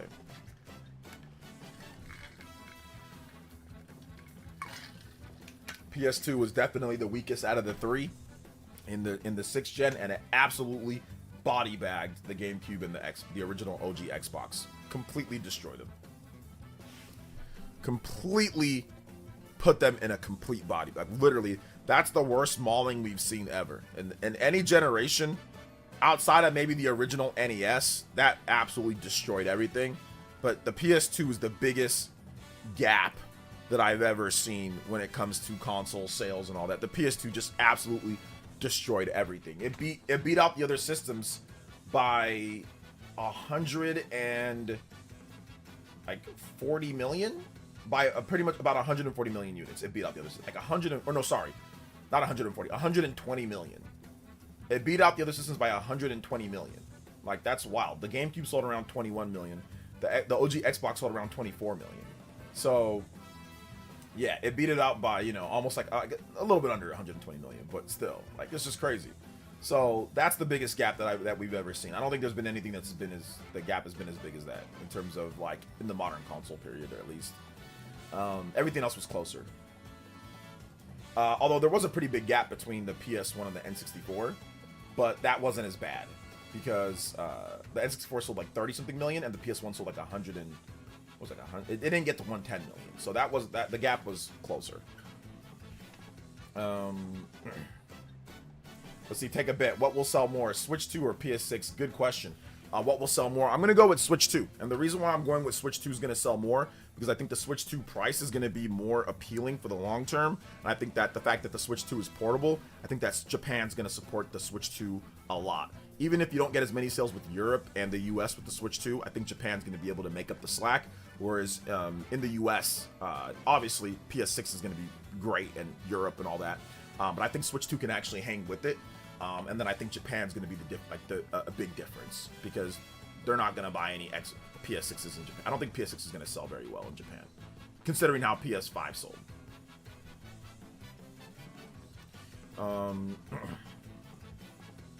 There's a good chance PS6 will lack strong exclusives. I don't think it's going to lack strong exclusives. I think, if anything, PS6 exclusives will be better than the PS5 exclusives, because they're not going to chase the live service trend. I do think that there is going to be a little bit of a software problem because the development time period, but I think that Sony will better manage their time with their games. Like, they messed up this generation with the live service games, but I think that next generation they're not going to have that same issue. So you will see a more consistent, well, at least more consistent than we saw with this generation. But they basically messed up the whole generation with live service. So they're recovering. So it's almost like they need a mulligan or something like that. Unless PS6 is a hybrid. I don't think PS6 is a hybrid. I think that Sony's going to release a handheld unit, like a handheld PS5 that can play PS5 games and stream PS6, but I don't think that's going to all of a sudden dominate Japan. Because here's the problem with this. Releasing a handheld doesn't mean that you're just going to sell. The PS Vita was a handheld, and it had Japanese games. How did that do? It did not do that great in Japan. I know people like to say that it did, but ultimately, the sales were not impressive in Japan, right? You need the games that actually back that up. Nintendo has full board into the games that actually back up the handheld play. They have Mario, they have Zelda, they have Pokemon, they have all that type of stuff. Sony does not have those IPs to facilitate the handheld play, that type of play. They just don't. They don't have the first party IPs to do that, and the IPs that Japan's going to like enough to buy them. They don't have that, so that's the reason why. I don't think, even if they release the handheld, that doesn't mean it's going to do really well. So Sony would have to actually create the IPs that can sell the system like that, and right now they don't have them. Right now they have God of War. That's not going to sell handheld IPs or the handheld systems. That's going to sell systems here in the West. They have Ghost of Tsushima. That's not bad. It's okay, but that's not really going to sell stuff in terms of Japan. So right now, I don't really feel like, even if they did release that, what's that going to do? I don't think it's going to be expensive as hell too. On top of that, like, it's not going to be a cheap system. And then you're going to have the PS, like a stationary box PS6. Like, they're going to have that. So yeah. What about Monster Hunter? How did Monster Hunter do in Japan right now? When it comes down to, like, how did it do when it comes to in Japan for the PS5? It did not boost PS5 sales considerably. So that's the problem, is that the brand is not associated with that, because PS5 sales were not boosted significantly. Now, if they make a portable and then, like, you have Monster Hunter on there, yeah, maybe, but I'm not sure if that's really going to do much. Like I said, I'm not sure. Just not sure if it's really going to do much overall. I think that if you look at, like, Monster Hunter Rise, right, that was huge for Japan. That boosted sales of the Switch way more in Japan than what we saw with Monster Hunter Rise. So I think that if they make a Monster Hunter built for the Switch 2 or something like that, I think that's going to help boost sales quite a bit, because Nintendo has the other franchises that actually help sell the system. So would you see a Switch exclusive Xbox game?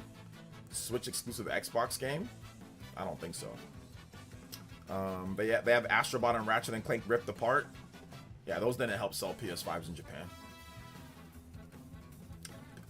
Astrobot flopped in Japan. Like, it didn't do very well. Aren't emulators and mods to help bring older games to modern hardware? That's a strength of PC, don't you think? Sure, but I don't care about that. Are they going to make you buy proprietary accessory like they always do? With what? The new PS, like a PS5 portable? Or like a PlayStation portable? I don't know, maybe, but probably not. True, but apparently PS5 rentals spiked in Japan once Monster Hunter dropped. PS5 rentals? How does that help? The rentals doesn't do anything. Let's see, a screen. I mean, it happened with Sega. I can see Xbox doing that. I doubt it, but we'll see. Do you think Sony will sell a PS5 or sell a Japan-only PS6 in Japan in order to make the system cheaper and combat weak yen? I think it might be a possibility, yes, but I don't know enough about that area or that I don't know enough about that to say that it's going to happen. I don't know if you guys know about a channel called Nintendo Forecast. I think that might be a good question for him, because I actually don't know enough about that to say yes or no. So I'm not gonna say that definitively one way or another. Nopon gang, I like Nopons, yeah. People should really check out the weekly Japanese charts. PS5 is basically dying in Japan after Monster Hunter Wilds. Yeah, people don't look at the weekly charts, and a lot of people stopped reporting on the weekly charts in Japan. Astrobot was fire, but it didn't do much in Japan at launch. It didn't really do anything. Microsoft Xbox is dropping a handheld. Hopefully they have some games for it. I mean, it's going to be the same games that they have for their system. So they're not dropping exclusive games for a handheld. That's just not happening. There's no publisher that's willing to do something like that, because it's too risky. So you're not going to see exclusive. They're all going to make portable PCs, or they're all going to make, like, let's say Sony makes a portable. It's going to play the games that are on your account. They're not going to make something that's like, okay, you could only play games on this, because they all want to have base units, you know, that have all connectivity. So, and they saw how Nintendo and Sony couldn't make it to work, right? Sony had the PS Vita, that flopped, but the PS4 did really well. So Nintendo had the 3DS that did well, but then the Wii U flopped because you can't be splitting your games and making games for one platform or another, especially when iOS lets you have it on everything that you have, right? For the most part, there are some restrictions, or Android lets you have it on everything, but there are some restrictions. So you have to have a connected library. You can't have a segmented library. That just gets people pissy, or it just doesn't work in the modern day. So if you're gonna make a portable platform, for Microsoft and Sony, it's either you go in on make a portable platform and make everything for that platform, which it's going to be hard to do because then it might not be strong enough to run everything that you got, or you make something that's like a streaming device that just plays your games that you have already. So that's what I'm guessing what the PS6 portable is going to be, or the next PS portable. It's going to be a short, like right about PS5 level, or probably a bit of under PS5 level. It's going to play all your PS5 games, and then it's going to be able to stream or play select PS6 games along with like PSN, PS Plus streaming and stuff like that. So that's what I'm guessing the next Sony portable is going to be. But it's probably not going to be able to play all your PS6 games because Sony's going to want to put the power at a forefront like they always do. All right, let's get this next track here. Shout outs to Justin. Thank you for the dono. Appreciate that, man. All right, next up, we're going to get. There's so much music. Okay, Torgaroth. Day theme. All right, that's from Xenoblade. All right.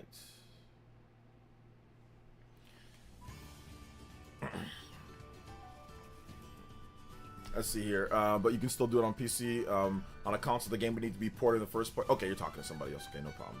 What's up, Mascot Max Off? When is Xbox gonna come back? They're gonna have probably a new system next year. I think Microsoft launches a new system holiday 2026. So yeah. Let's see here. This is a banger. Yes, this is it's a good track. Yeah, I modded my Wii U to play every Wii game and before. There you go. Can you imagine they dropped the Naruto Storm games and brought back Clash of Ninja like Boruto or something? That would be awesome, Emmanuel, but that's not gonna happen.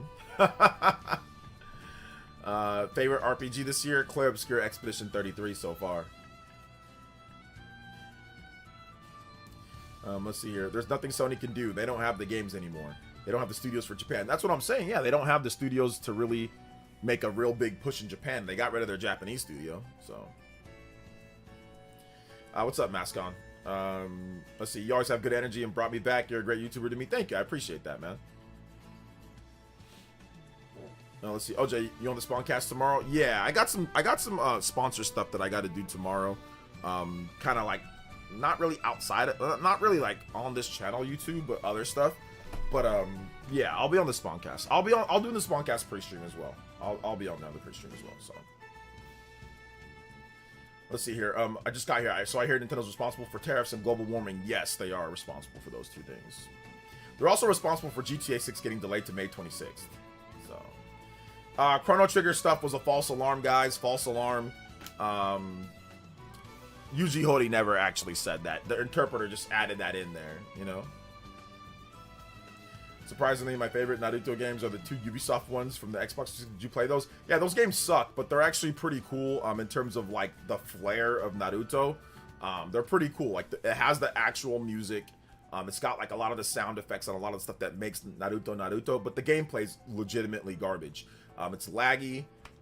Input delay. There's barely any combos. You play mini games for jutsus. Like it's not a great game. But it's a nice little fun experience for Naruto fans. I'll give it that, like the single player and like how you can run around in the village and all that, Konoha, and do missions outside and go on S-rank missions. Like it's cool. It's got some good qualities to it, but the game actually sucks. Like the gameplay's trash. But yeah, there's some good qualities to the game though. And like I said, it has like the actual music. Rise of Ninja and Broken Bond. I've played both of them. Well, I mean, we could still get a Chrono Trigger remake. Yuji Horii just didn't say anything about that, you know? Let's see, do you think Expedition 33 will be on the Switch 2 console? Yes, I do think Expedition 33 will come to Switch 2. Also have this take, with the games going up in price means now they're actually the best time to not buy any new games. Just finish the games you already have. That's true, you can do that.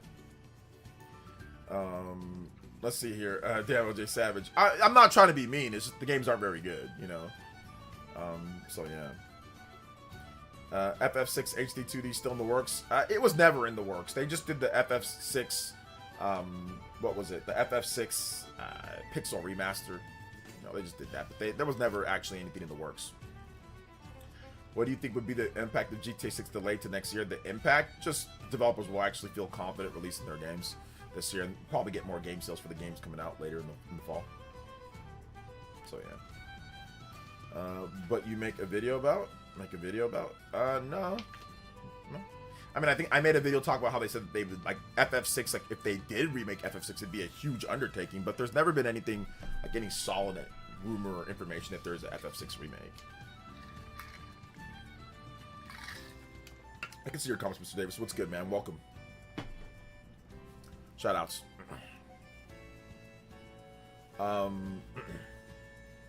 I've been enjoying playing Expedition 33 on my PS5 console. Yes. Now, Insomniac is scared of the Wolverine sales next year. Wolverine sales? What is that? What does that mean? What's up, the Great Wild? Welcome. Let's see here. Oh, you mean Wolverine, the Wolverine game? Got you. I don't think who's scared of the Wolverine game sales? Who?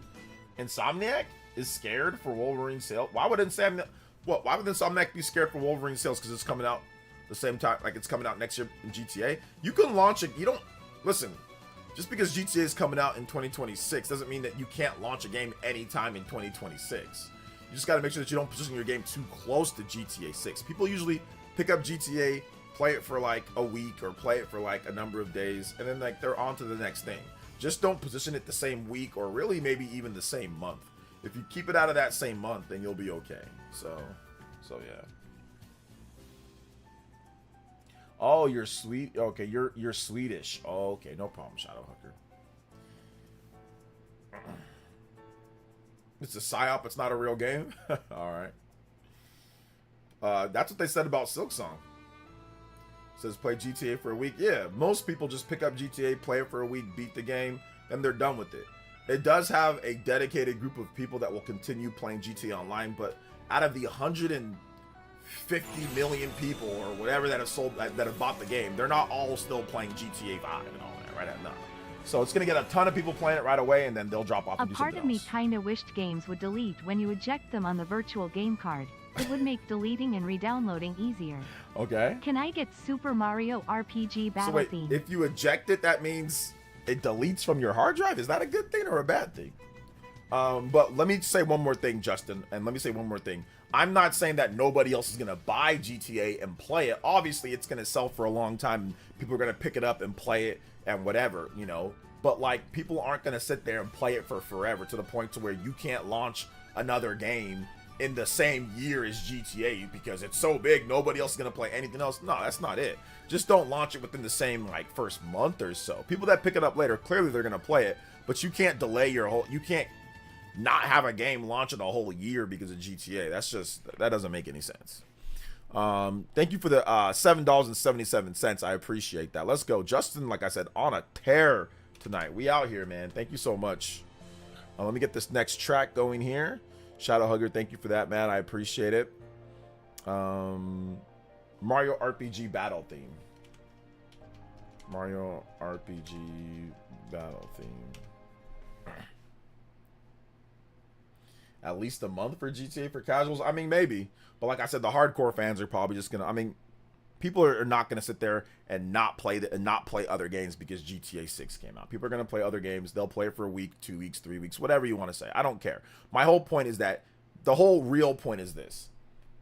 You don't have to not launch a game in the same year because GTA 6 is coming out. That's something... You don't have to do all that.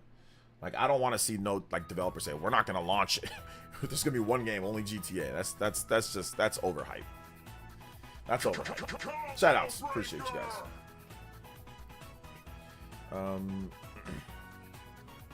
So GTA 6 was delayed because GTA 5 remaster is coming this year. GTA 5 already got remastered. Like, they already remastered the game /port or whatever. They already did that. They did it twice. They already did it on PS4 and then did it on PS5 again. And Xbox Series. So they don't need to do that. What's up, Mr. Davis? Welcome. Shout out. Let's go. Yeah, Rockstar is not Naughty Dog, so I don't know. What does that matter? Like that doesn't matter. They already remastered it. They already put it out, and it's already selling. It's not Naughty Dog. It's not the same thing.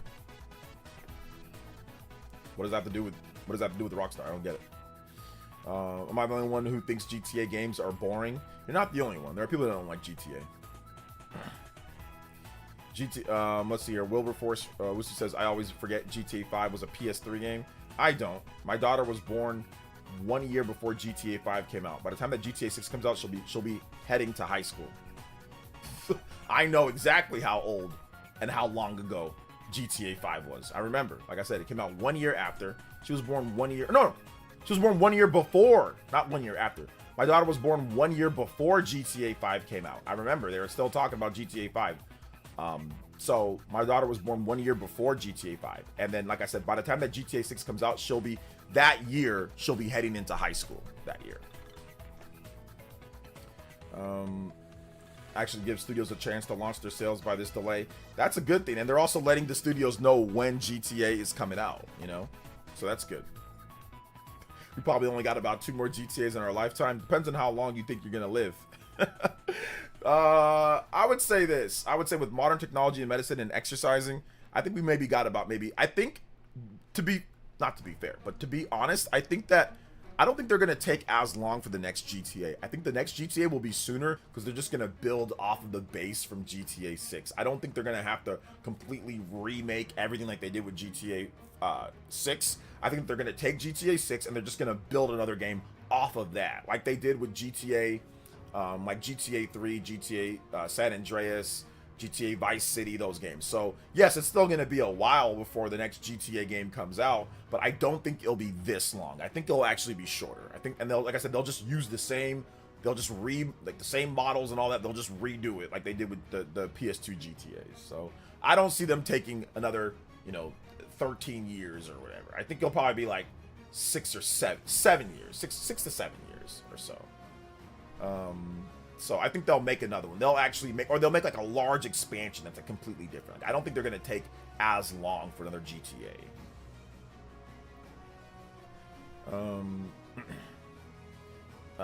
Now devs don't have to guess yes, exactly. They don't have to guess. Wasn't GTA 5 released a century ago? Something like that, yeah. Shout outs to Justin though. Thank you for Justin out here. Like I said, dropping the combos further beyond. Let's see here. OJ, would you say that Metaphor is your favorite Atlas RPG? Probably. Yeah, business-wise, it makes sense. It makes sense for, for them to do that. So it definitely makes sense for them to, maximize and make sure that this game launches in the best possible shape and all that. I like 3 in Vice City when I was a teenager. I didn't vibe with that after that. My favorite GTA game is probably GTA San Andreas. I thought that was pretty cool. Being in like Compton or like Los Angeles in the early 90s. Like I was in Los Angeles in the early 90s and 80s. So I thought it was pretty cool to kind of see places that were very much like Los Angeles, and all that. So I thought that was a dope setting. I thought it was fun. But yeah, I haven't really vibed with any other GTA game. I've never, like, all my friends love GTA back in the day. Like, they all love GTA, and they would play it all the time. And I'd always be like, I'm not really big on GTA. Like, I wasn't big on GTA 3. I played it, but I wasn't like, oh my god, GTA 3 is the greatest. Or even like the GTA 2. Or even the first GTA. I was never, like, I played them all, but I was never like, these games are incredible. I always said that they're jack of all trades, master of nothing. But San Andreas I thought was pretty good, but I got kind of tired of that game too. I played GTA 4 when it first came out, and I told myself I'll never buy another GTA game like at launch ever again. I didn't buy GTA at launch. I did play GTA 5, but I never really got into the game or never thought it was like, oh my god, I love GTA. Just never been into it, man. Never been into it as much. But I played the games, but just not for me. So yeah. Yeah, Atlas games are definitely not bloat. That's just you not understanding the gameplay. Because you think that the gameplay just consists of fighting. Atlas is, and it's not even just social links. That's not all Atlas games. SMT5 has no social links. It has 0 social links. Same thing with some of their other games like Unicorn Overlord and all that. So, I mean, I don't think you actually even play or know Atlas games, to be honest, because really only Persona has like the social link stuff and all that. So yeah. Metaphor Refantazio. It has like other stuff, but that's part of the gameplay. You just, if you don't like that style of gameplay, it's not bloat though. Let's see. Is it feasible for Switch 2 to get a Chinatown style game instead of the big Florida boy? A China style town game instead of the big Florida boy? I don't think so. No, I don't think they'd make anything exclusive like that. I think if it's gonna get GTA, it's gonna be GTA 6. Literally bought 360 for the GTA 4. I know. Shoutouts. Let's say I enjoyed Mario Luigi Brothers ship, but oddly enough, it did run a major risk of being too long of a game. The risk that usually sweet spot length, it felt a little long. Yeah, I can see that. I'm kind of waiting a little bit longer to wait for Switch 2 so I can check it out more. So yeah, Echunasi is always one of my favorites. Love that. Had carried the first-person RPG torch for so long. Well, I mean, outside I guess like Skyrim and stuff. Yeah, but I mean, I've never been a fan of like first-person RPGs and like dungeon crawler stuff like that. But yeah, I play Echunasi. I think it's a solid franchise. Is Disney Planes for Wii U a good game? Probably yes. Probably. I want a Norwegian wife that looks like Urcha. Can a man dream? That's probably the dream for you guys over there, right? You got to work on yourself, fam. You want a beautiful wife, a beautiful blonde wife. Yo, man, work on yourself. Get to the gym. You know what I'm saying? Go to the gym. You know what I'm saying? Do that, and that improves your chances by 2%. 2% chance to get yourself, and also be a good person. That's another important thing. Be a good person. But I would definitely say work on the gym, work on the job and the gym. Those are the two things that you got to really, really work on. Let's see. It is bloat. Gameplay's supposed to be engaging. Your opinion of whether something's engaging or not doesn't mean it's not engaging. You just don't like it. You know what I'm saying? Like, everything in terms of the games, that doesn't mean it's not engaging. A lot of people like the stories, like the characters. It's the reason why some people like stories in games, right? Because that actually builds the backstory of the characters and all that. Now, if you don't like that and don't feel that it's engaging, that's fine. That doesn't mean it's bloat. That just means you don't like that style of gameplay, or you don't like that style of how they progress. No, that's gameplay. That's gameplay mechanics are built into how a game operates. So if you have a relationship system where you have to go on somewhere or do something because of that, that is a gameplay mechanic. Yeah, that's because you are doing a gameplay mechanic in the game. That's definitely a gameplay mechanic. Like if you have to like level up a relationship that helps you get a new confidant that can power up your like for example in Persona, right? If you do a story bit, like a Persona story bit for a confidant mission, that confidant's going to power up your certain personas that are corresponding with that confidant. That is a gameplay mechanic, so it is absolutely part of the gameplay. It's also part of the story. You don't play the games and you don't understand them, so therefore that's why you're saying it's not a gameplay mechanic, but it actually is. That's factually a gameplay mechanic. Because it directly, one, you're playing the game. First thing, one, you're playing the game, and two, it actually affects how you play the game and what happens in the game. It is a gameplay mechanic.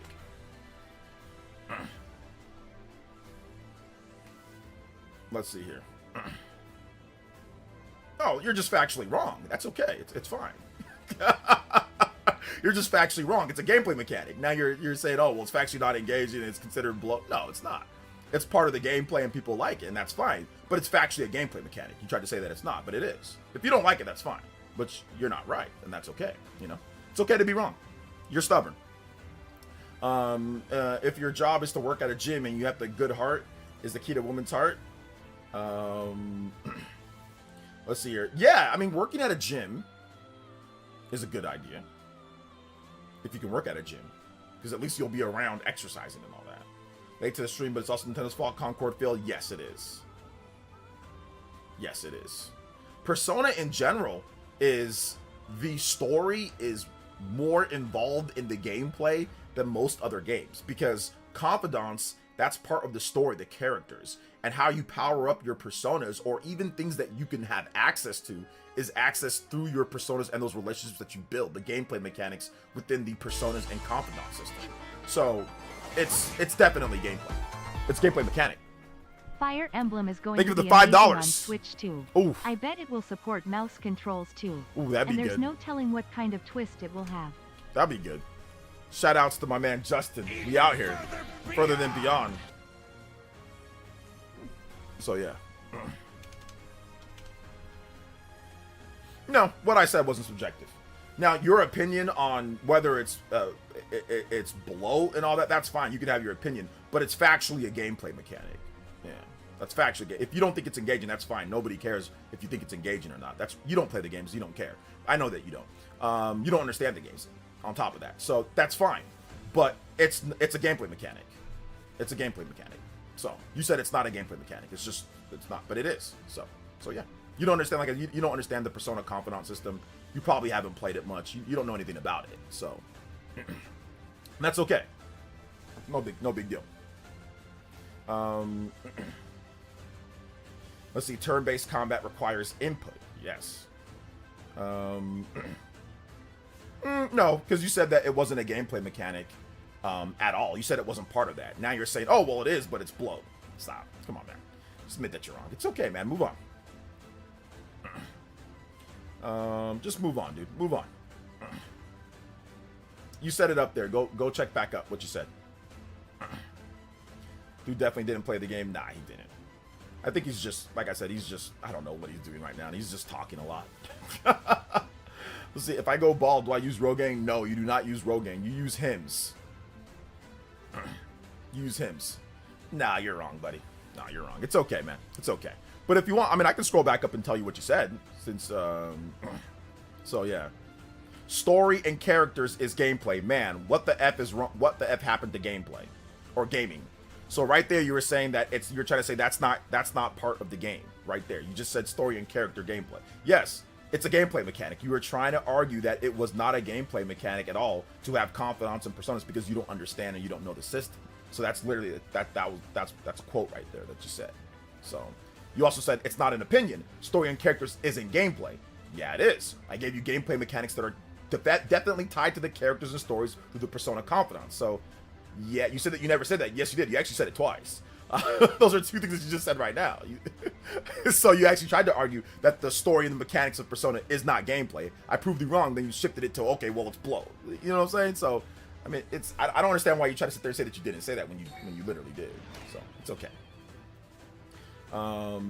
No, story is gameplay. I described it with the Persona Confidant system. That's part of the story, and it's part of the gameplay, because the Confidants get you extra powers and abilities for the game, for your personas. It's literally a gameplay mechanic.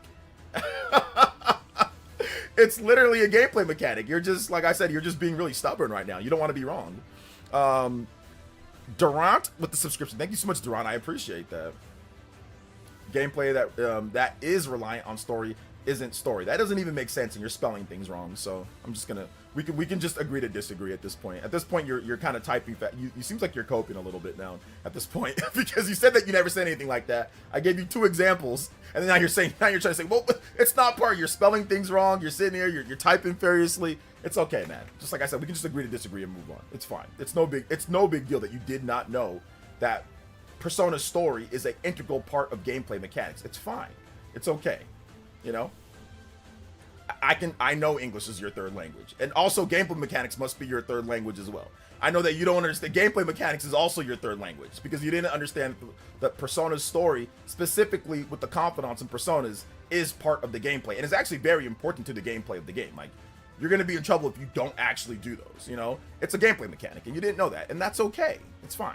It's no big deal. Once again, so yeah. It does make it gameplay, and I already explained. Like your comprehension wise, you're not, like I said, English is your 3rd language, so I think that's what's happening right now. We're having a breakdown. You don't understand English very well, and that's okay. Let's see here. Right, you're not doing social links 24/7 in Atlas games. They're dungeon crawling, grinding, fusion. Exactly. There's a lot of aspects to it, so that's okay. English isn't his first language. He doesn't understand what's being said, so that's okay. We can just move on. Debating that bag bags is basically debating on Twitter. Yeah, but once again, I think he just doesn't. He's not understanding, like, comprehending the English very well. So that's okay. Is it enticing RPG with beautiful characters? What, Persona? Yeah, that's great. Wouldn't it be funny if OJ was arguing about a bot right now? I mean, I'm done. I'm not gonna. Like I said, we can just agree to disagree. We don't. If he doesn't think so, that's fine. But I factually proved that it is, and it actually is. they actually, it legitimately is a gameplay mechanic. Like the Persona confidant system with the story and the characters is a gameplay mechanic. It is. So it's all good. Mask on, mask off. 499 says, OJ, you're funny, man. Oh, here to support. It's okay, man. It's all good. I played the Persona games like crazy. I've been playing them for a long time. I know them. I know the developers have said. I know what gameplay is compared to not gameplay. And if you're just sitting down and watching a cutscene, maybe, okay, you don't want to say that's part of gameplay or whatever, that's fine. But actually doing gameplay mechanics that affect combat and going there and doing the confidant system and picking different things, that's literally part of the gameplay. And it gives you different powers and leveling. It gets part of the gameplay. It's a gameplay mechanic that works in tandem with the combat in the game. There's many aspects to gameplay. Gameplay can take forms in many different types of shapes and ways. Gameplay isn't all just, I'm attacking, I'm hitting things. Gameplay can be other things. Gameplay can be exploring. There can be no combat whatsoever. You can be walking around in a room, and that is part of the gameplay. You can be jumping on something. That is part of the gameplay. You know, there are many different aspects of gameplay. You going and talking to certain people and going on certain places and doing certain things to be able to progress or level up or get something different or get a new item. That is all gameplay. That is a gameplay mechanic. So like I said, English is, he doesn't understand that, or he thinks that gameplay is tied to just fighting things, which is false. That's just factually false. Thank you for the $5 though, mask on, mask off. Appreciate that. So cutscenes are not gameplay. See, we're getting somewhere. Once again, you don't understand what the Persona confidant system is. The Persona confidant system isn't just cutscenes. You're actively engaging and going through and picking options and actually having gameplay mechanics within them. That's what I'm saying. You don't understand the gameplay or you never played them. The Persona confidant system isn't a cutscene. It's not a cutscene. Caitlin, just with the $3. If you have a Humble Bundle Choice subscription, you can get Mario Kart World for $71.99. 71. Let's go. Thank you so much. I appreciate that. Let's get it. Thank you for the support. 71. Let's go. Shout outs to Manuel. I love One Piece. Shout outs to One Piece. Mario plus Rabbids has beautiful female characters. Oh man, that's crazy. That's weird too. Felipe, you're into that weird stuff, aren't you? Let's go. Or not. Shout outs to Ro Izzy. Appreciate you. You got to do activities with your friends, activities in the game too, like baseball. Exactly, like that's part of the gameplay mechanics, but you know, it's all good. What percentage of the game is cutscenes? A very low percent compared to the other stuff, actually. So, a very, very, very low percent. Persona does not have a ton of just cutscenes all over the place. It's actually, a lot of it is you actually playing the game, you going through in-game graphics. There's actually not a ton. I think Xenoblade games actually have more total cutscene time than that. So, no, not a large percentage. Not a large percentage at all. Good try, though. I know what you're going for. I know what you're going for. Let's see here. Yo, OJ, always watching even if I'm not in chat. Hey, shout outs, man. I appreciate you. OJ, serious question. Didn't the devs say Smash Bros. Ultimate is the last Smash ever? No, they never said that. So yeah, it's all good though. I just saw Nintendo Prime just tweeted that Target being allocated 60 per store on average launch day. That's pretty good. 60 per store on launch day. Nice, good stuff. JRPGs in general are very light on combat and a billion cutscenes. Yeah, that's not true either. That's definitely not true. Most JRPGs you're going to spend most of the time actually fighting. You're going to spend most of your time actually doing the combat in the game than watching cutscenes in the large majority of JRPGs. So, it's all good. Yeah, I think he's just talking on at this point, so. Old school Dragon Quest games have tons of combat, mostly combat. Yeah, exactly. Dragon Quest is definitely mostly, like, but most JRPGs are mostly combat. Most are mostly combat, you know. Like, let me give you an example. Like, if you look at all the cutscenes in Xenoblade Chronicles, for example, I think that's going to total, like, what, 14 hours? The game itself is, like, the gameplay in terms of like, missions and structure is way more than that. I think Xenoblade's not even 14 hours. I think it might be less than that. But either way, the total amount of time of cutscenes that you watch is not going to supersede the amount of time that you're going to actually play the game, like fight monsters and stuff like that. So, So yeah. That has nothing to do. That's nothing to do with Dark Souls or DMC or anything like that. It's nothing to do with that. You're just making up that's a stupid comparison. Yeah, average is probably like 12 hours. Yeah, 12 hours. But like Xenoblade, it's gonna take you like maybe 80 hours to beat the game, right? And maybe a percentage of that there's gonna be cutscenes and stuff. But most of it's gonna be you actually playing the game, like gameplay, exploring, combat. Especially if you do like all the side quests, like you explore all the places, fight all the super bosses. You're gonna be spending the large majority of your time actually in fighting.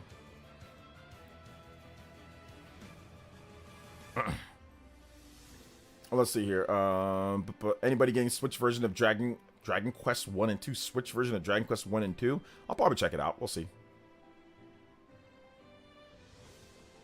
I'm just gonna ignore him. Yeah, that's probably the best bet. He doesn't know what he's talking about. And like I said, English is like his 6th language, I think he said.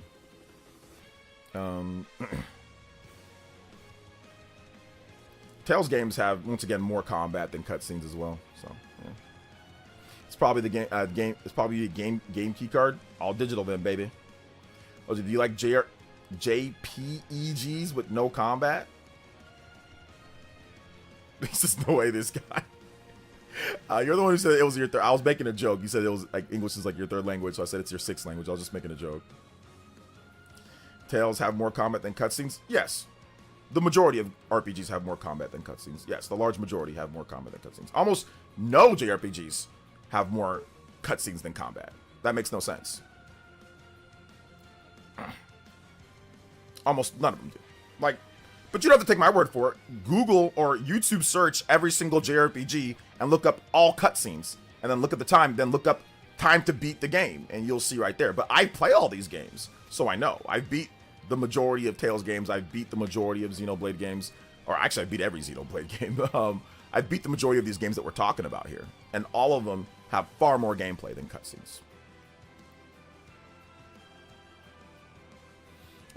Let's see here. Tales of Berseria was a slog of me towards the end, but I had fun. I don't even remember Tales of Berseria, to be honest. I played it, but I don't even remember it. See, OJ, have you played the Trails, or are you starting with Trails of Skyrim? I played Trails before, but I'm definitely gonna... I stopped playing all the Trails games that I was playing, and I'm just gonna start with this one here from the beginning. So yeah. Will you get your Switch 2 on midnight release? I don't think so, man, which is very unfortunate. Actually, wait a minute. No, I will, because I'm gonna be at my brother's house. So yeah, I will get my Switch 2 at midnight release. I'm gonna go with him, and then hopefully, yeah, we can do a stream. Hopefully, we can do a stream.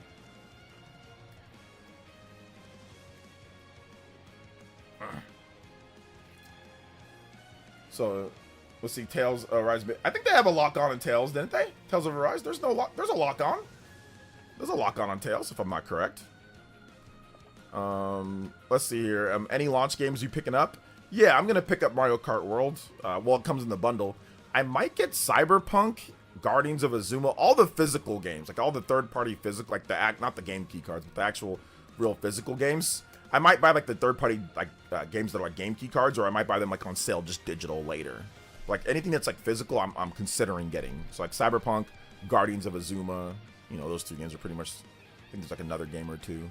Nintendo's first-party games, but I'm not getting anything that's like an upgrade at launch. I already have the games physical. So yeah.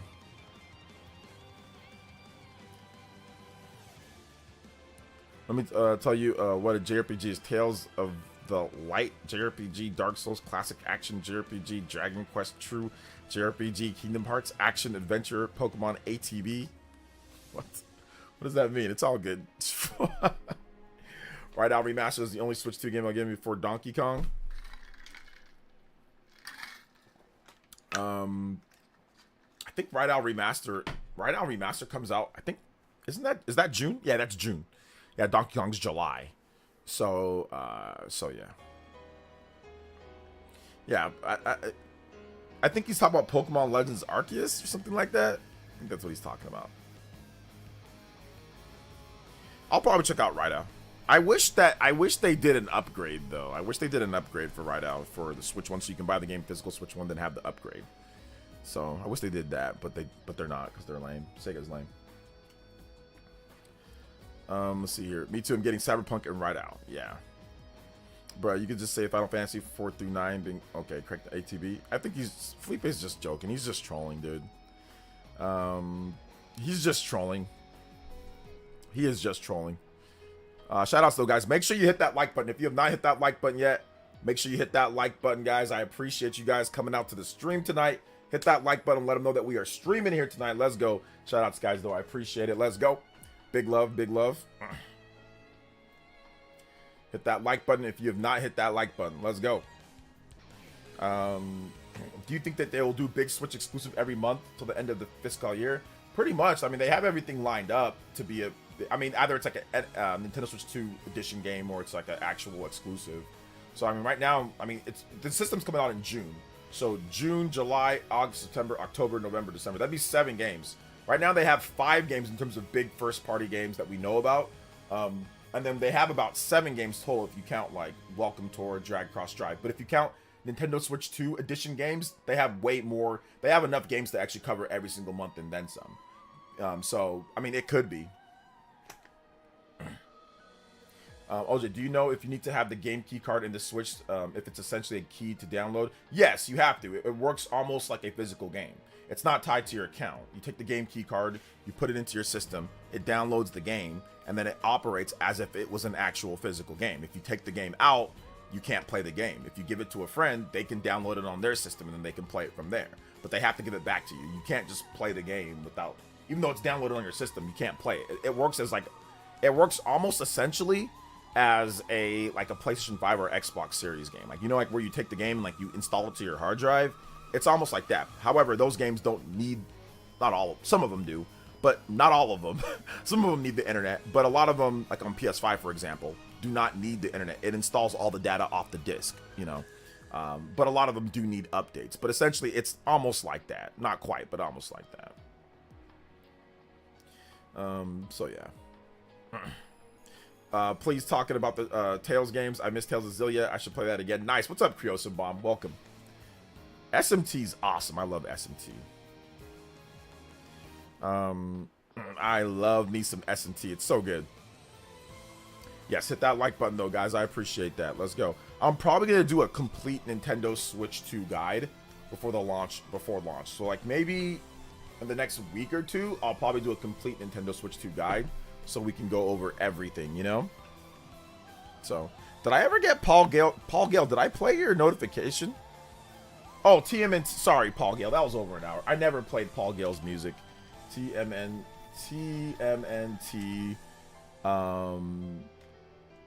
music from the NES music. All right, here we go. But which TMNT? There's multiple TMNT games. All right, let me see. Guess we can play this one. We'll just get a little soundtrack going here. Let's see here. No, I don't think I'm gonna buy Welcome Tour now. There's really no reason for me to buy it. What are your thoughts on Marathon? Not my style of game. I need a pre on Switch 2. You need a pre-order on Switch 2? Probably, but some places will actually have units at launch. Switch 1 did have games like that. However, it did eventually get all-on-cart versions from the secondary markets, Limited Run being one of them. Not all games, though. Not all games. But Switch 1 did have game key cards, essentially, yes. The difference, though, is that Switch 1 never had any... It never had any games that didn't have anything on the card. If it didn't have anything on the card, there was no such thing as that. However, the games operated just like a game key card. So games like, for example, what was it?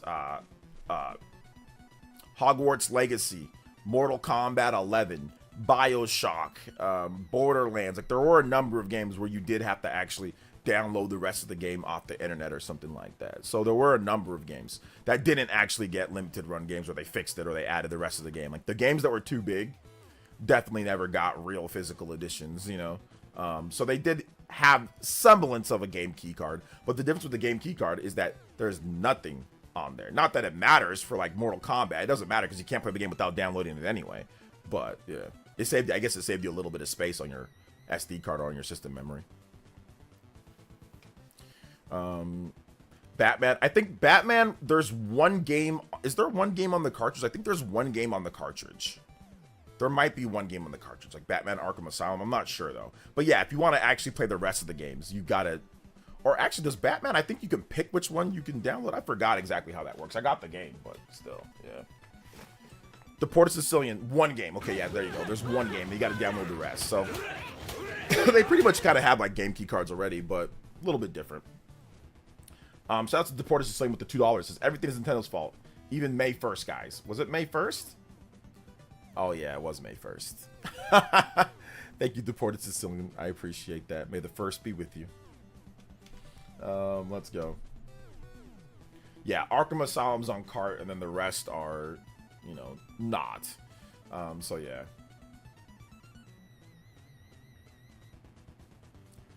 Let's see. I just hope Persona 4 isn't a game key. Persona 4 or Persona 4 remake.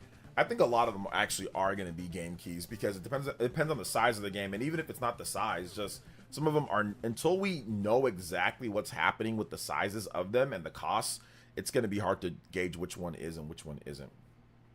Did you see Switch game deal on Amazon, OJ? Got Dragon Quest 3 for $40. I didn't see it. No.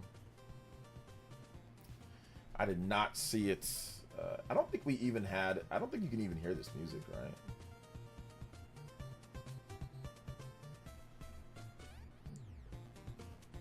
I'm not sure if you guys can hear it. Let's see. Resident Evil 4 through 6 were sold as a collection on Switch 1, but the cart was RE4. Okay, yeah. Do game key cards deter you away? Personally, I'm fine with it. They kind of deter me away a little bit. Yeah, they do. I ordered a 1 TB micro SD Express from Adorama on backorder. Won't be here until July. I have a 512 gigabytes to get me by until then.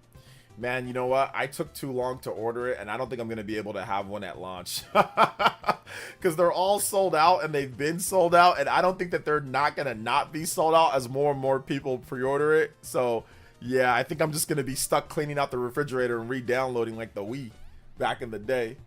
So yeah, that's the unfortunate thing. I don't think I'm going to... Has anybody here actually purchased it?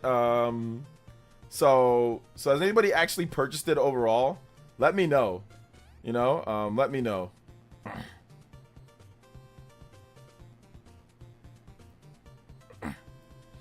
Yeah, I put up a tweet saying Lexar micro SD memory cards are sold out temporarily on Amazon right now because Switch 2 peeps getting ready for the big launch. Yeah, man, they're going, bro. I need to get on it. I should have ordered. I saw the 1 terabyte. I should have ordered the 1 terabyte when I had the chance.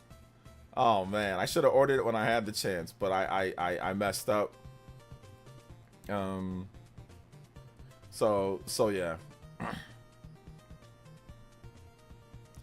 So I should have ordered it when I had the chance.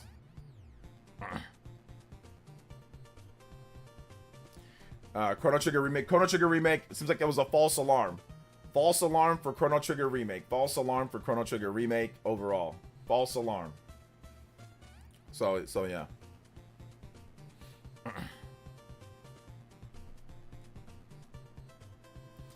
Lexar Extreme, yes. I got the 512 from GameStop. How much is the 512 from GameStop, Joseph? Or actually, let's look it up right now. Never mind.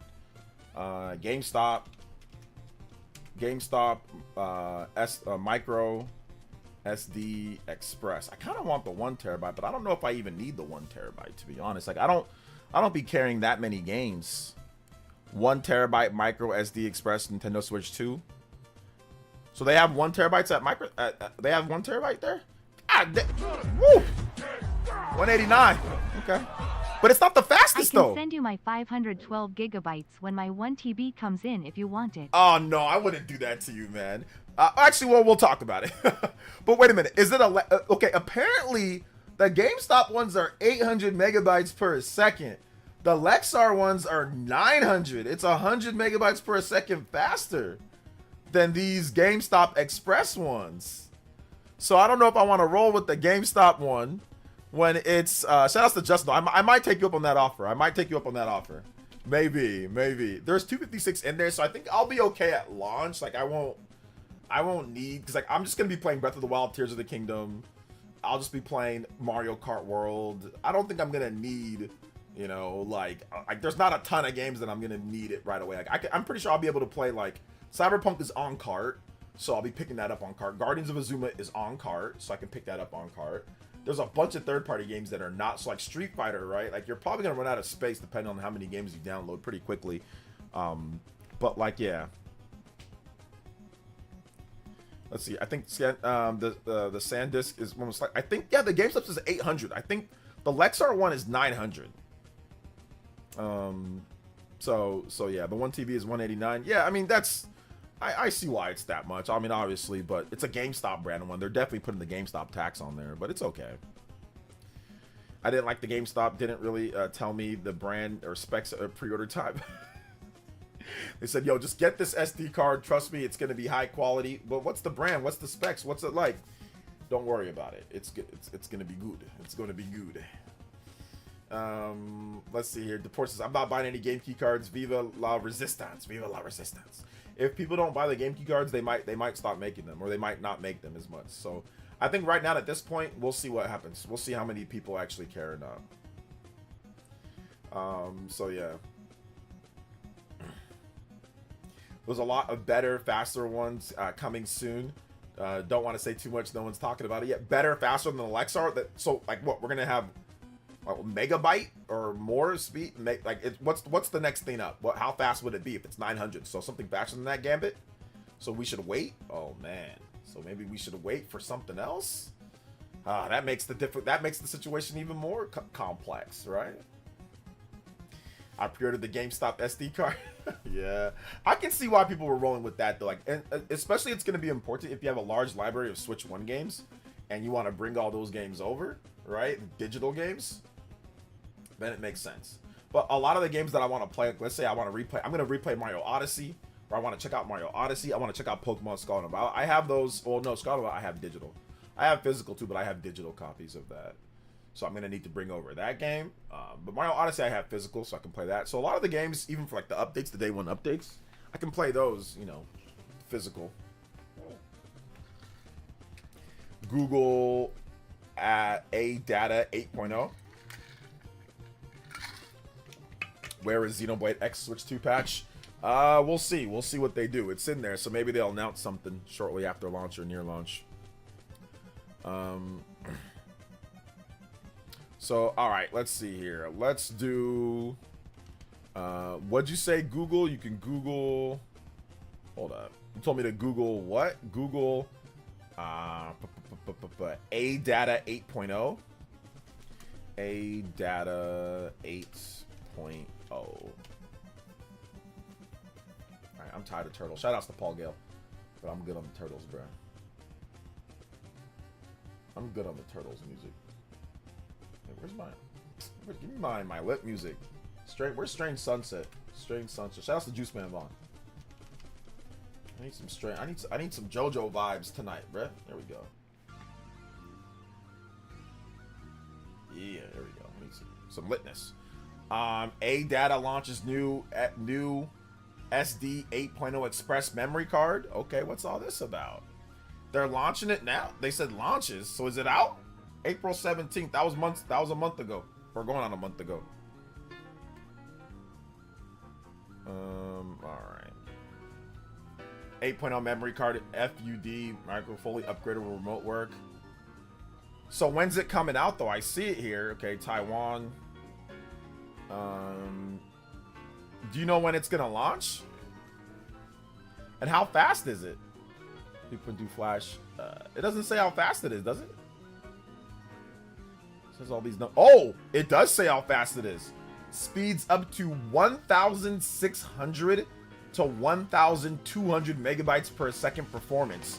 2 times faster than the SD Express 7.0. 12 times faster than than the other SD cards. But they're only going to come with the capacity of 512 gigabytes. So there's probably not going to be anything major right away.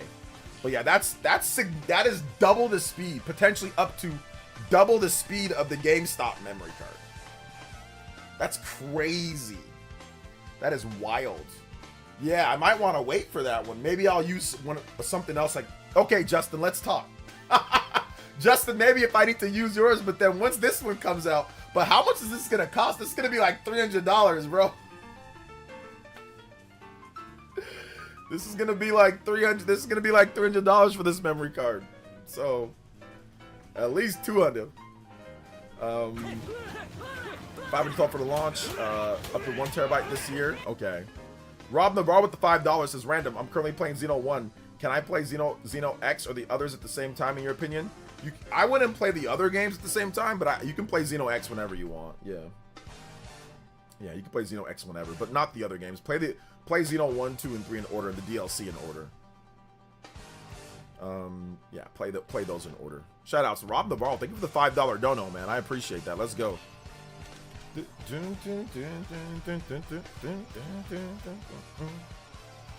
OJ favorite Xenoblade Collection Edition? Not sure. Xeno 2 or Xeno X? I'm not sure. I haven't thought about it. I don't really care. Thought the ADATA's Express SD, not Micro SD Express. I thought it was ADATA's SD Express, not Micro SD Express. Well, no, it's micro. It's micro. It's micro SD card. Oh wait, does it say no, it says new SD. It doesn't say micro SD. Are you sure this is micro SD? Are you sure this is gonna be micro SD? Because it says Express memory card, but it doesn't say micro. So, are you sure it's a micro SD, Gambit? Those are gigabit speeds. It's micro? Okay. It doesn't say micro on here. But, yeah. It says small card, big energy. So I'm guessing they mean a small card like a micro? Shout outs to Rob though, man. Thank you for the $5 dono, bro. I appreciate that. Ready tech experts in the chat, possibly micro SD can go up to 4 terabytes. I mean, 4 terabytes? I don't think so. Not right now. Not anytime soon, at least. I mean, we didn't get anywhere close to 4 terabytes like with SD cards, right? The highest is like 1.5 for SD cards, for micro SD cards and SD cards, for the most part, right? Or for micro SD. So I don't think we're gonna see 4 terabytes anytime soon, no. They just made a basic 2 terabyte, yeah. So like, it's been how long have we had micro SD cards? And they just made a 2 terabyte, like, yeah. I don't think we're gonna see 4 terabytes anytime soon. Micro Express SD could get that high, but the cost per. I don't think there's really anything you need 4 terabytes for. Like I don't think the Switch 2. I don't think there's ever gonna be a point where you're gonna need 4 terabytes of data because you're not gonna be playing 4 terabytes of game data. You're not gonna be going through like. There's no point in actually holding that many games. Like there's no point, you know. So it makes no sense to do a 4 terabyte card. Yeah, it's too expensive. Too expensive. Right now, I mean, looking at the cards right now, they're kind of pricey. So, yeah, at that point, you just delete games. At that point, you just delete the games. There's no need because like you're not playing all that crap. That'd be the last until they change the formats, until they change the speeds or the quality. That you got to buy something else. Justin with the 3. SD Express cards are limited to 985 megabytes per second, but full-sized SD Express cards can reach up to 3,940 megabytes per second. There's gonna be no micro SD Express card that could hit like 1,000 something. So the tops is the Lexar, right? For right now, the Lexar at the 900. Is that what you're trying to say, Justin? Thank you for the $3. Just my man Justin out here rolling. Let's go. Thank you for the big support, brother. Appreciate you like always. Combo breaks, and let's go further beyond. You could back up the slower memory standards, but backup purposes would not play off them. Yeah, Nintendo says it's not compatible with SD cards at all. So, it looks like Lexar's the fastest one. I did see an article on IGN that said Lexar was the one to go with. Yeah, I did see that. They said that's the best ones right now. They said that's the best one from the IGN article. But, yeah. We'll see.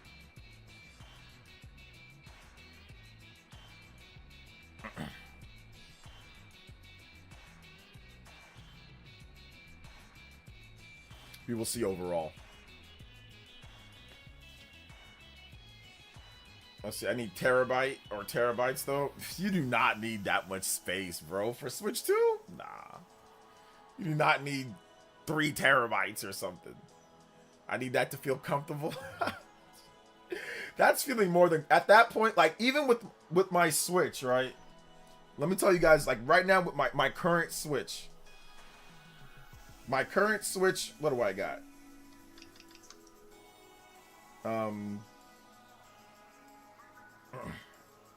I don't know why it's saying please wait. Okay, yeah, it's saying please wait. So with my current Switch, I've got like 200 something, almost 300 digital games. And if I go to my actual data management, like I still got hella space. I got 597. I think this is a 1 terabyte SD card. Yeah, this is a 1 ter. Yeah, it's a 1 terabyte. I got a 1 terabyte on my Switch OLED. I still have 597 gigabytes of space. Now, Switch 2 games are considerably bigger than Switch 1 games. So I'm not going to sit here and act like, okay, you might not need a terabyte. But I mean, you probably ain't going to need 3 terabytes or 4 terabytes. And I got like damn near everything on this one. And once again, Switch games are, and remember, there is also built in 256 gigabytes. Well, it's going to be a bit less than that because the OS is going to take up some. But there's going to be 200 something gigabytes of space as well on there. So that will be able to hold a number of games, depending on what you get. So I don't know. I don't think I'm going to really need more than a gigabyte, like 1 gig. I think 1 gig is probably my max that I'll probably need for Switch 2. But Switch 1 could hold just like a crap ton of games because the games are small in comparison. Nintendo's file sizes are going up too. So yeah. Their file sizes are also going up. What was the space on the OLED? It was still 30. No, it was 32 gigabytes on the original, but it's 64 on the OLED. Well, minus some for the OS. Oh, sorry, I said gigabyte. My bad. 1 terabyte. Yeah, terabyte. So that's the Justin once again with the 3. The max the Switch 2 can use is 2 terabytes anyways. Okay. 2 terabytes for the Switch 2. Yeah, they've had limits on some of the hard drive stuff that you can. 1 terabyte, my bad. Not gigabyte, terabyte. I got 1 terabyte SD, plenty of space. Oh, yeah. That's so much space, man. Yeah, the Express, they're going to go down in price just like all SD cards go down in price. I remember people were talking about how expensive the micro SD cards were with the Switch 1 when those first launched. Those were expensive, man. But they went down. They went down in price. So yeah. They went down. I'm sorry about my Chrono Trigger video. For those who watched it, because like people are DMing me and messaging me, that Chrono Trigger video ended up being nothing. Yo, that's set with the huge $50 JOJO, Super JOJO boys in the house. Let's go, JOJO Friday. Shout out Stetson. Hey, yo. Big love to that's with the 50. He did 20 earlier. He did another 50 tonight. Game of the year. I think Expedition 33 is going to win Game of the Year. Okay, let's up to 70. Let's go ahead and get F-Zero GX. Yo, we out here. Any song, but most of all, we are almost close to being done with the next content. For this is for you. And I second song request Disney Magical Tetris stage. Any music. Great stream so far. Thank you so much. I appreciate it. You guys give some big love to Vincent. Hit him with the reply. Hit him with the like on there. Yo, JoJo. Give him a strong JoJo. Let's go. Thank you so much. Justin, Vincent. Appreciate you guys, man. You guys are all-time elite ninjas. Many of you guys are all-time. Shout outs to you guys. It's the hype stream tonight, man. It's been good. We're kind of like on the chill decline of like the outrage since the people got bodied. You know, since the people, you know, when it comes to a lot of these content creators and people just acting crazy, you know, got bodied. They didn't want to realize what was happening, make excuses. I think it's a little bit different now at this point. Big love. Let's get the F-Zero GX music though. F-Zero GX, any track. And then we want to get the Tetris music as well. F-Zero GX music. All right, let's go. Big love. All right. Shout outs to Amelia with the $20 JoJo as well. Hey, yo. We playing it every time, baby. JoJo Friday. Off the question, Expedition 33. Hey, yo, let's go. Expedition 33. It's awesome. Have a great weekend. Keep roasting the trolls. Yes, ma'am. Yes, ma'am, or yes, person, however you identify. I appreciate you. Thank you so much. Amelia with the multiple donos. I appreciate that. Yes, and Expedition 33 is so good. I recommend Expedition 33. I am going to play some this weekend. My wife actually got mad at me because I played too late into the night and I was like sleeping like all throughout the morning. So, and she wanted to go to the gym, but she let me get some extra sleep because I played till like 3 a.m. So, yeah, I gotta hopefully, I don't think I'm going to play till 3 a.m. tonight. I got to take care of the boy in the morning. But yeah, but have fun, Amelia. Seriously, I appreciate you. Thank you for the big donos tonight. You did a $10 one earlier. Multiple JoJos. Let's go. Glad that you're enjoying Expedition 33. One of the best games out there right now. One of the best. One of my favorite games. My copy of Expedition 33 got delayed till further. Oh man, it's time to just buy the digital game at this point. So yeah, do you agree with this YouTuber who said Expedition 33 is a movie game with turn-based mechanics because you read text and watch cutscenes for 30 minutes? Yeah, the cutscenes aren't that long, and I don't know if anybody actually said that, Felipe. I think you're just making that up. But no, the cutscenes aren't that long. Give me 1 second. Ah, thank you, Ben. Appreciate that. My wife gave me some Gatorade or some Powerade Zero in a cup with a nice ball of ice. I like Powerade Zero. It's very nice. Thank you so much. And Party Man Cartwheel with the $5 dono. Just had a lit night with my coworkers playing LAN Mario Kart and Smash Ultimate. Oh. My power level might have been too much, but it was very fun all around. Got me way more excited for Mario Kart World. Nice. Been here listening on the way home. World theme? Yeah, we're gonna get that world theme. Shout out to Party Man. The fact that you actually play games with your coworkers is so cool. All my coworkers hate me. They all hated me. John and all of them, they hate me too. They just have me around because sometimes I bring users to their stream. But they also hate me. So he hate me. Everybody hate me. Shout out to Party Man though. I'm glad that you're actually playing with your coworkers in terms of like games and all that. We'll get that right after. We got a couple more bits of music with Tetris, and then we're gonna get your music too. Then Party Man, shout outs. Let's go. Party Man works in IT, so he has looks like maybe he has people that are around his age or close to his age, so they actually play games. That's awesome though. But I mean, if you work an IT job, you're gonna have nerds that play games. So Party Man chose the right situation to be in. Whenever I worked at all the jobs that I had beforehand, everybody was just so lame. They were always like, "Don't play no video games." Like they were always so corny. Everybody. There was one job that I had though. Back when I used to sell sunglasses, like 20 years ago, there was a guy. It was a short white dude that I used to play video games with at times. He came over, like he'd play video games at my house. We would play Gears of War, or we'd play Final Fantasy, or we would just play Star Ocean or whatever, right? And he would come over. I think I went over to his place one time, but I stopped going over to his place because his dog was racist. So I stopped going to his place.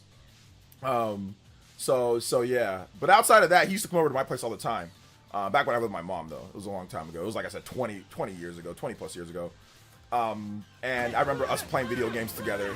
And that was like the only coworker that I had that I remember. Oh, there was one time I went to some other guy's house. I forgot who it was. But we went and I played Dragon Ball Budokai 2 at his place. I remember going there playing one time at his place. But yeah, I never really had any consistent people that are coworkers that I played video games with that I can remember. Yeah, just that one guy, James, like 20 years ago, 20 plus years ago. That's it as well with another $10 dono and Unreal Chris with another $10 dono. Let's go. Shout outs. So Party Man is IT like me? Small world. I look forward battling him in Mario Kart World. You as well, OJ. Yes. 2 favorite songs. Ancient Vessel and it's a Zelda song. I know Ancient Vessel's one of them, though. Shout outs, guys. JoJo Boys in the house. Hey, yo, we are out here tonight. Let's go. All right, let's get this next one up. We've got, shout outs to Amelia, though. Appreciate you. Bad Set, Magical, Tetris, Challenge music. Big love to Unreal Christian. Big love to Party Man. Big love to That's out here sorting old school elite ninjas. We out here. Is it Disney's Magical Tetris? Okay, here we go. Big love. Justin is going nuts tonight. Let's go. That would be a good NSO game. DBZ Budokai 1 and 2. Can I get some Budokai music? Yes, you can. Budokai has some great music. The music's probably better than the game. The music's probably better than the game.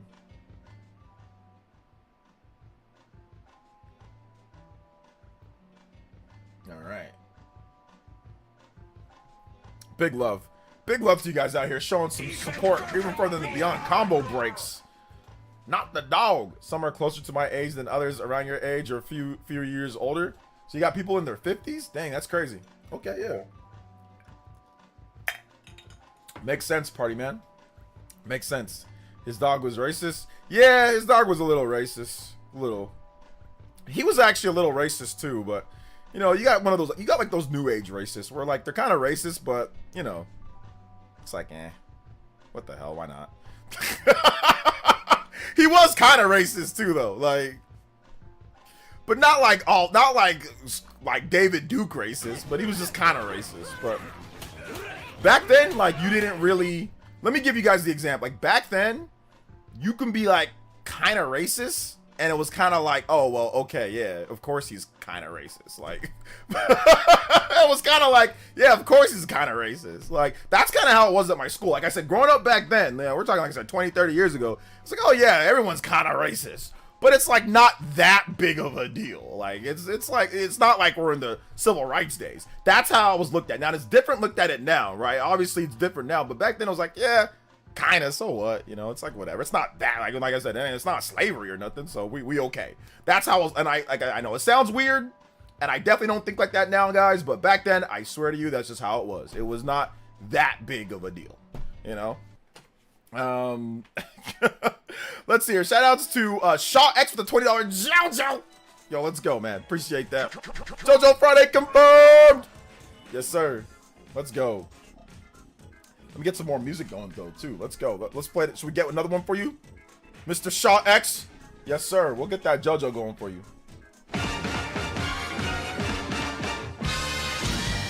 All right. Next up, we've got Mario Kart World theme. All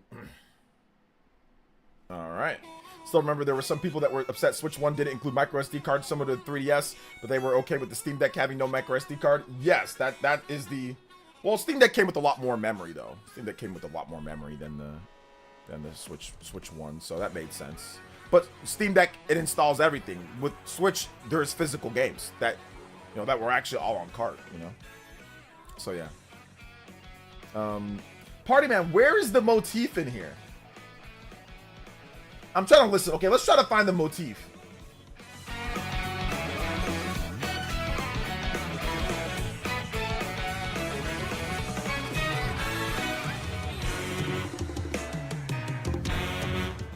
Okay, it's coming.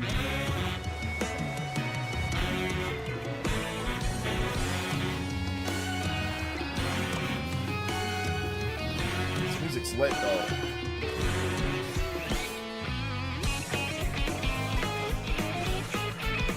There it is.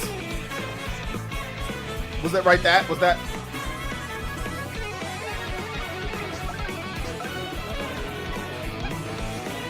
I think, yeah, right there. Okay, yeah, that was it. That was it. It's slight, but it's there.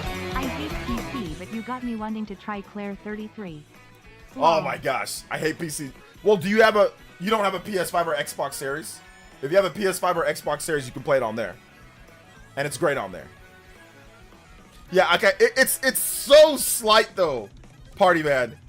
It is a very, it's hidden in there, but it's just a little bit of but they mix up the music. They mix up the music, but it's hard to tell. That's probably the least obvious one out of all of them.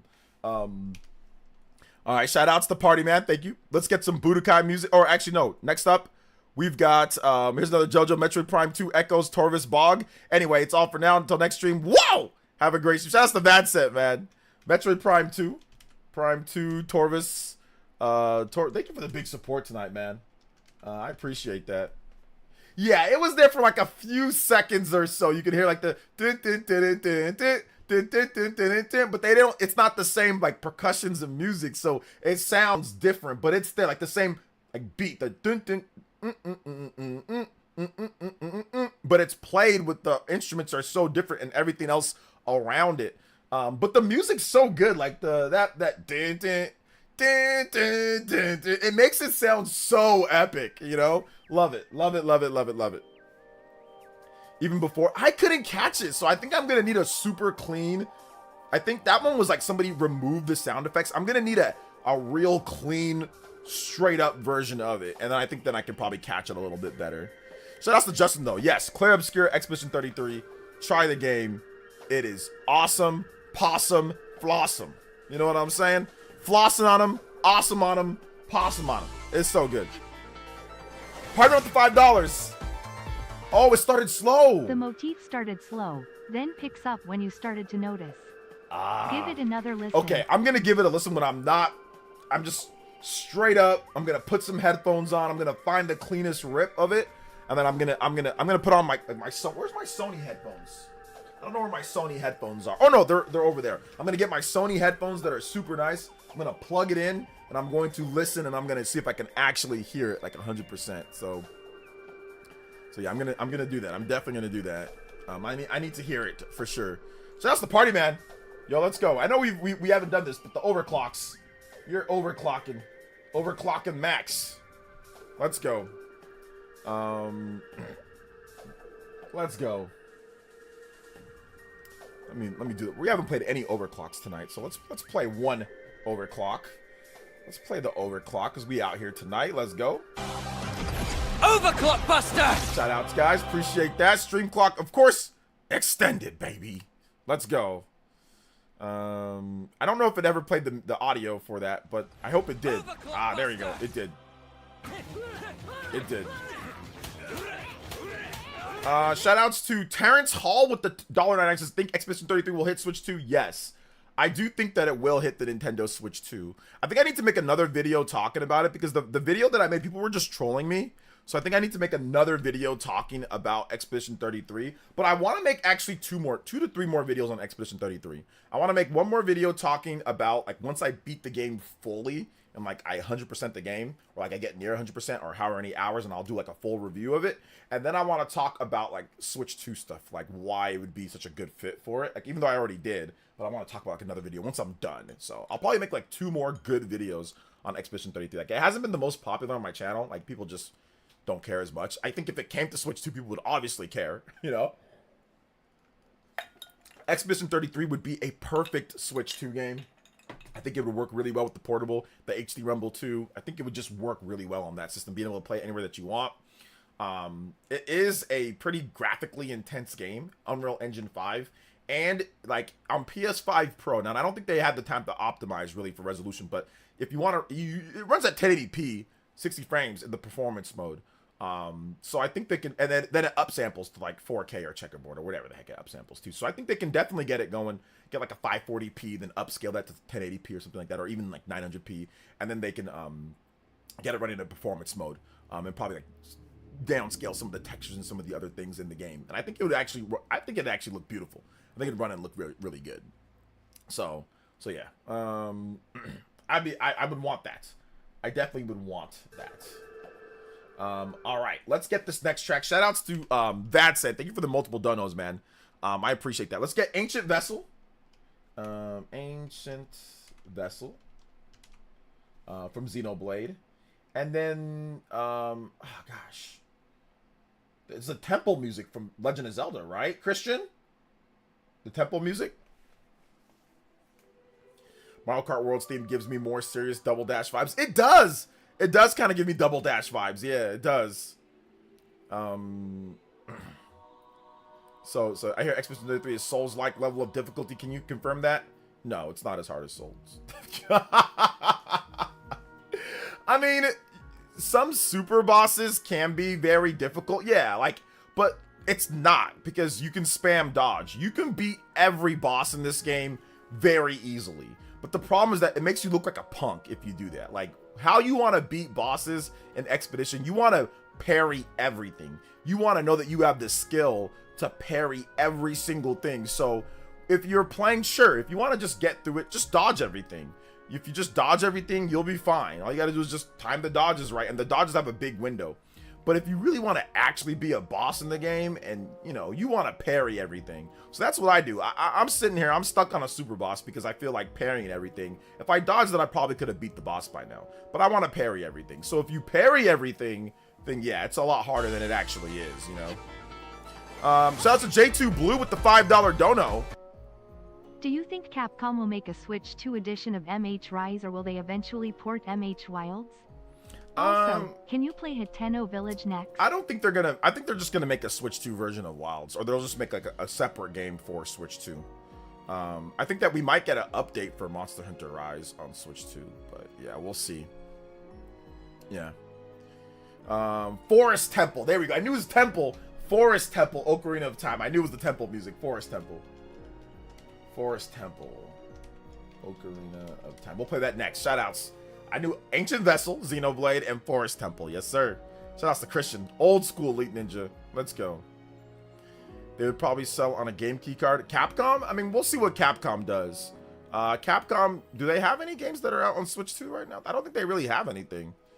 They haven't really revealed anything too much. Has Capcom revealed anything? So we'll see if Capcom does or not. I don't think every developer will. So let's hold your horses, guys.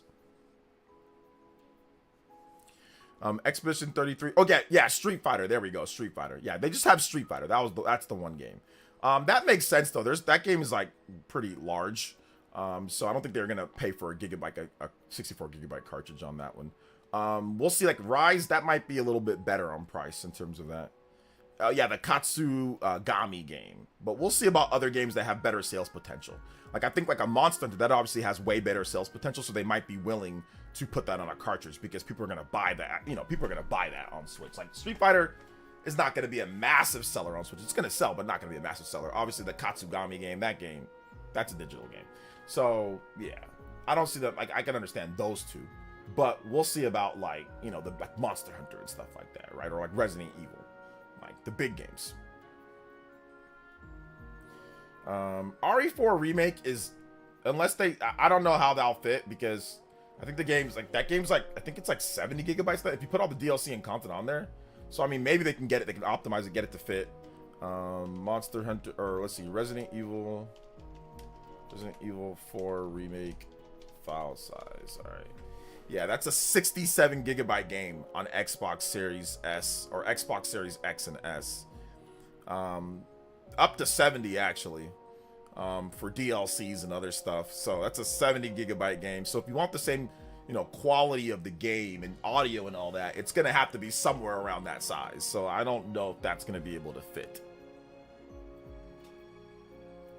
This is Capcom needs to give us a Monster Hunter Rise upgrade. Wilds is disappointing me. You can play the Wild Hearts. You can play that game instead. Give that game a shot.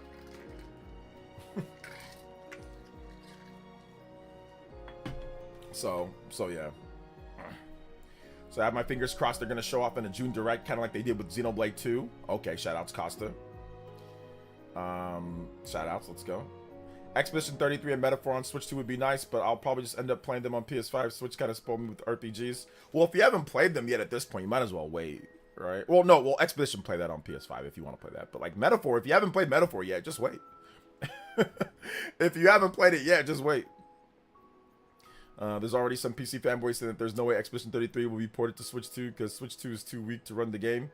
Yeah, the game runs on Steam Deck. It's playable on Steam Deck, so what fanboys are saying, what PC fanboys are saying that it's literally playable on Steam Deck, Switch is stronger than Steam Deck, so yeah, that's irrelevant.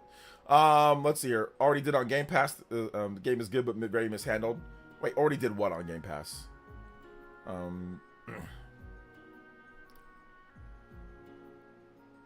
Let's see here. Steam Deck verified equals Switch 2 verified. I mean, not necessarily, but I mean, yeah. Let's see here. Wild Hearts. Oh, that's what you meant. Wild Hearts. Yeah, I didn't even play that game. I was like, I looked at it and I was like, yeah, I'm good. I looked at that game and I'm like, yeah, I think I'll pass. Looked okay though. Looked okay. All right, let's get this next track up. Forest Temple from Ocarina of Time, one of the greatest games of all time. Y'all probably wait. I'll still beat the backlog before new games like FF7. Psychopie, you are not beating. Does anybody actually think Psychopie will beat FF7 Rebirth? I'm gonna do a poll. This guy has been talking about FF Rebirth for a year on the stream, guys. For a year. I'm gonna start a poll. Does anybody think that Psychopie is going to beat FF7 Rebirth after a year? Does anybody? Okay, will Psychopie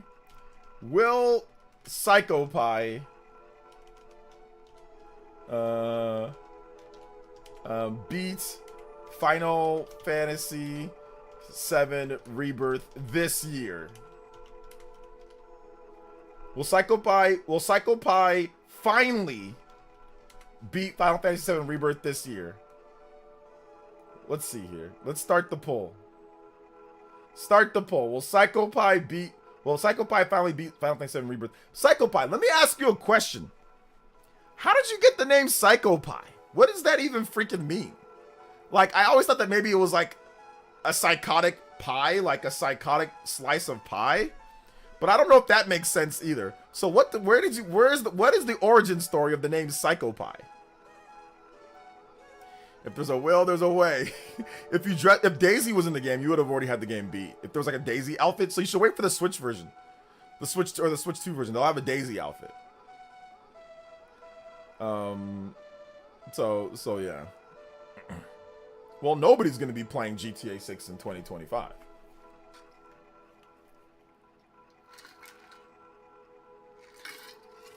I'm also trying to complete FF7 Rebirth. I might go back to FF7 Rebirth. Like, if I beat Expedition 33,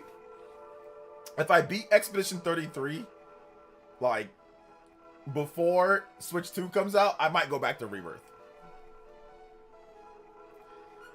Sorry, OJ, I have zero faith in someone who calls himself a pie that is psychotic. You've been playing the same FF7 game for 25 years. Well, it's not the same. Let's hear. OJ, what about the big Sungrad controversy? Big shit.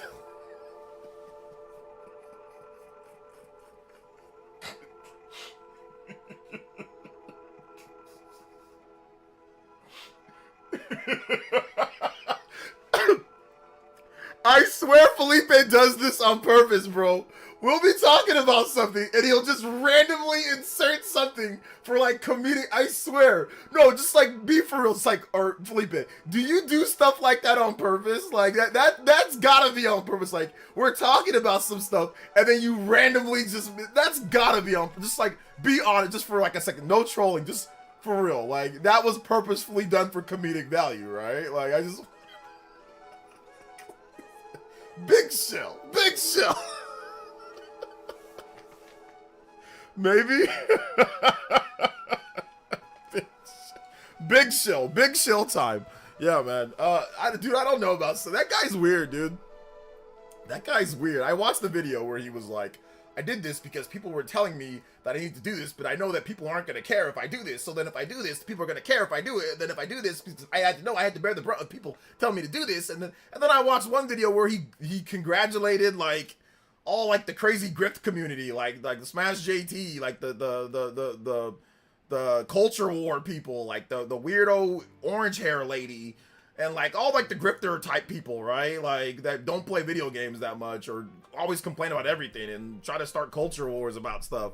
Like, he like thanked all of them, and that's fine, I guess, but he's really weird, man. He's really, really, really weird. Really weird. I don't know what's going on with him. So yeah.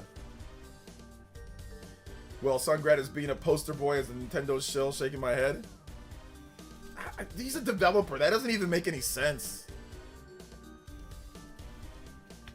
Sungrad made a video now deleted telling Doug Bowser to hire him. I think he was probably joking, right? Because people were talking like he's a shill. So yeah, I don't know what happened. I think he needs to just focus on his games. Just focus on his games and just focus on like like, I don't know why he ever went away from simply just analyzing the damn games. Just look at all the Switch 2 games he can analyze. He could, like, what? I don't understand why he went away from that. Like, I don't get it. There's so many Switch 2 games he can just analyze and talk about. Like, he started acting really strange on his channel. I don't get it. If he would have just stuck to analyzing the Switch 2 games, everything would have been fine. Everything would have been completely fine. He was making plenty of money off of the. He was making plenty of money and everything off of the Switch 2 and people were linking those videos on websites. That's all they had to do. And those videos are easy. He sits down in front of a green screen and he just stops, and he's a developer, so he knows things that we don't necessarily know. Like, he can spot things that we don't spot because he creates the games. I don't understand why you just don't bang out 2 or 3 of those a week and then go back and say, hey, I'm excited to revisit this. I'm excited to revisit. Like, what's the point of all the other stuff? I know he explained it, but it made no sense. Then he deleted the video. Like, watched the Duty video where he allegedly spoke to the guy who canceled DSP Switch 2 order. Nah, I didn't see that. Try getting the prediction business to talk about how Switch 2 would fail so I can break Whitebone's record of the worst age console video of all time. I could get the record. Maybe. I'll see many PC fanboys like pretending that OnoX bashing him, making a bunch of shovelware games too. Yeah, okay. Have any of them actually made any videos about the big Xbox price hike? Because I know as soon as the price hike, or as soon as the $80 Mario Kart came out, they had videos ready to go like the next day. And they were calling out people, calling names, calling people bootlicker and all that. So any videos on, because those videos came quick. So any video, I just casually asking, because I don't really watch. So any videos on Microsoft, you know, being greedy and being the worst ever and all that? Did they already any of those videos up yet, or are they taking a little bit of time to think about it, or what? Speaking of Switch footage, SM Dave has been dunking on Digital Foundry. Or Digital Foundry, they retracted so many of their statements. What statements did they retract? The street deck ain't hitting for me. I'm sorry. Oh, you call it the street deck? Why do you call it that? Psycho Pie, you're cooked. Nearly 70% of people think that you're not gonna beat it. You're cooked, Psycho Pie. Let's see. They did, and of course they have to blame Nintendo in their videos. Yeah. Blame Nintendo for Chinese tariffs. For tariffs, of course, that's their fault. In a planned statement where they already had a big, long list of stuff that they were increasing the price. It is a cope. It is a cope. It is a 100% cope that they were wrong. That they were wrong, and it's because of inflation and because of tariffs that prices are going up. Development time period and everything is going up, so that's the reason why. If it wasn't Nintendo that was going to do it, somebody else was going to do it before then. Because what are they doing? You can go and look at all the different. If they were just okay with $70, why make even special editions? Why cut out content from the base game? Why cut out content from the base game and sell it in a digital deluxe edition? If you're okay with charging $70 and you don't think you should be getting any more, why cut out content? You have a 5-year-old game in Forza Horizon. Why cut out content from the base game of it or the DLC, and in a PS5 release, sell it as $100 edition? $100 to get the full experience of Forza. $60 for the ghetto base experience that you're going, if you like the game, you're gonna want to see the new stuff. You need to spend at least $80 to get the car pass, and then $100 to get that. They clearly wanted to raise the prices just by their behavior. If they were completely okay with getting their 70 and being okay with it, and they didn't want to raise the price, why make a $100 edition of a 5-year-old game? Clearly they wanted to get more money. The stuff that they don't want to talk about. Yoshi with the $10 says, it's election day in Australia and I'm upset. The internet told me that that would be sausage sizzles at my voting center. Spoilers, there were none. This is an outrage, proceeds to Powell. Sausage sizzles. Let's go. I'm guessing it's some type of Australian hot dog, or it's like a bratwurst or something like that. That's what I'm guessing. Shout outs to Yoshi. Yo, let's go, man. Appreciate that. But yeah, blaming Nintendo, it's a strange coat, and it gives them a scapegoat because they don't want to go in on their favorite, you know, company or hardware or whatever. But it gives them and I said this about many. I said that in there. YouTubers will blame them for Chinese tariffs. Let me tell you guys something right now. Tariffs, especially for Microsoft and Sony, who have big losses or even on the system, tariffs absolutely affect software prices and everything to do with the business. If you're getting slapped with 145% tariffs, that's going to put you into more of a negative on selling the system. Not only do you need to make more money overall, you need to make more money on the actual software, because now your profit margins from selling the system at a bigger loss, even if you raise the price, are going to trickle down. You're going to obviously take a hit when it comes to selling the systems with the price increase, so you've got to make up that money somewhere. And how do you make up that money with the 145% tariff? You lay it on the games, you lay it on the accessories, you lay it on the services. That's how you make up that money. This was going to happen regardless. Microsoft told you in their statement. A lot of people are making speculation and just blaming somebody else. Microsoft was going to do this regardless because of the Chinese tariffs. It's right there in their statement. This is not my opinion. This is factual with what Microsoft said. Rising cost of development, economic conditions. Economic conditions means tariffs. Rising cost of development, that is just inflation, and just development is more expensive now than it was before. It has nothing to do with a Mario Kart game that's not even out yet, that they couldn't even analyze the sales or data of. That is a cope for what actually happened, which is tariffs that completely wrecked their console business with importing sales, and they have to make up that money somewhere, and it's going to be made up through the sales, services, and goods type of thing, and through software. There's no ifs, ands, or buts about it. That's what Microsoft said. That's what happened. Anybody that's trying to disregard that and say that it's somebody else's fault for a $1 trillion company, it's Mario Kart's fault for a $1 trillion company with multi-million-dollar executives that are making the decisions. They said, Mario Kart did this a month ago, now we're gonna do that. Oh, by the way, there's 145% tariffs that are slapped and wrecking our console business, but it's Mario Kart's fault. That is the dumbest thing ever. That is and it's a cope, and it's one of those things, it's a seethe and it's a cope, because they were wrong on everything. They were wrong. And they made it seem as if Nintendo's this isolated thing and it's not gonna be anybody else, and when it happens to what they like the most, now all of a sudden it's somebody else's fault for them making the decision. And I'll also add on with this. Even if you want to blame them, if your friend tells you to jump off of a cliff, does that mean that you jump off of a cliff? If your friend tells you, I'm going to sell my car for $5 million, should you sell your car for $5 million if it's not worth that? If somebody else does something in a business, that does not mean you should do that too. You are still responsible for your own actions. And that is the reason why I say this is a cope. This is a cope because you cannot blame some other completely separate entity for you doing something. That is stupid. They make their own decisions. Nintendo has made decisions before, and Microsoft says, we're good. We're not going to do that. Nintendo's made decisions. That doesn't mean somebody else is going to copy them. It is weird. It is weird. It's still their fault. Even if you think that they're copying Nintendo, it is still their fault for copying Nintendo. Regardless of how you feel, it's still their fault. It's nobody's fault but Microsoft's fault. Nobody's fault for Nintendo doing $80, but Nintendo's fault. It's nobody else's fault. Just like it's not Sony's fault that Nintendo decided to charge $70 for Tears of the Kingdom. Sony and Activision were the first to charge $70 games, right? If Nintendo decided to charge $70 for their games, even back then, when Sony and Microsoft did, that's not Sony, Microsoft, and Activision did. That's not their fault that Nintendo charged it. That's Nintendo's fault. They're the ones who decided to do that. They're the ones, nobody else. You can point the blame game at whoever you want, but if anything, it's just trying to deny responsibility for a $1 trillion company's own actions.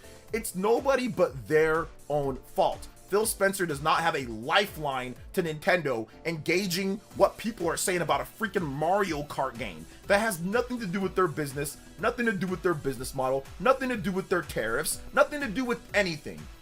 Let's just be real here. Let's be honest. It is a scapegoat. It is a scapegoat for Phil Spencer and his team, and for them because they railed on how terrible and anti-consumer, the worst thing ever, for this. And now one of their companies that they like or that they spend their money on, it is a way to alleviate not looking like, oh snap, we're supporting anti-consumer stuff. Just blame somebody else. Just blame somebody else for what adults did. It makes no sense. Like I said, if your friend tells you to jump off a cliff, that doesn't mean you go jump off of a cliff. You guys have all heard that, right? Like whenever you said, oh, well, my friend said to do this, and your mom or your dad tells you, well, if your friend told you to jump off of a cliff, would you do that? No. Well, then why do you listen to them? Microsoft has no obligation to listen to Nintendo or to follow anything Nintendo does. Their business models are way too different. So this is stupid. It's dumb. Microsoft told us why they did. That's the factual information. And if you want to make up fairy tales and make up stuff and make up different types of things to try to like excuse you still supporting them or not wanting to be too hard on about it or anything like that, that's fine. You can do that. But the reality of the situation is what I just said. That's the reality. The reality are tariffs wreaked havoc on Microsoft's business. They stated that. Tariffs wreaked havoc, 145% tariff, to the point where they had to raise the price of all of their systems. And they know there is going to be a severe consequences if they do not make that up somewhere in the software with the rising cost of massive games like Fable, Perfect Dark, and all these different titles that are coming up. They know good and well they got Game Pass, they have a nucleus or bunch, but they're still going to be selling their games on PC. They're going to be selling their games on Xbox still for people that don't have Game Pass. They're going to be selling their games on PS5, and they know that there's going to be a bulk sum of consumers that will still spend the $80 to buy that game, and then there'll be discounts and sales and other people will jump in. But they know good and well that is what's going to happen. That's what they did. That is what happened. That is factually what happened. Not my opinion on other things. That's actually what happened from Microsoft themselves, from the tariffs that are confirmed, from inflation that is confirmed. That's the truth. Okay. Like I said, we can make up our own speculation and make up stuff if you want, but the reality is that's what Microsoft said, and that's what actually happened. You know, that's the truth. So, that is the truth. The only falls on. Listen, that's it. That's what it comes down to, man. Well, if there's a pile of money at the bottom of the cliff and you fall off the cliff and you die, you're not going to be able to use the money.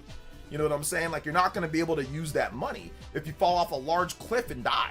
So I still recommend not doing that. If there's a large pile of money, find a way to the bottom of there, like, you know, hiking or maybe, you know, like rappelling down there. Don't just jump off, you know?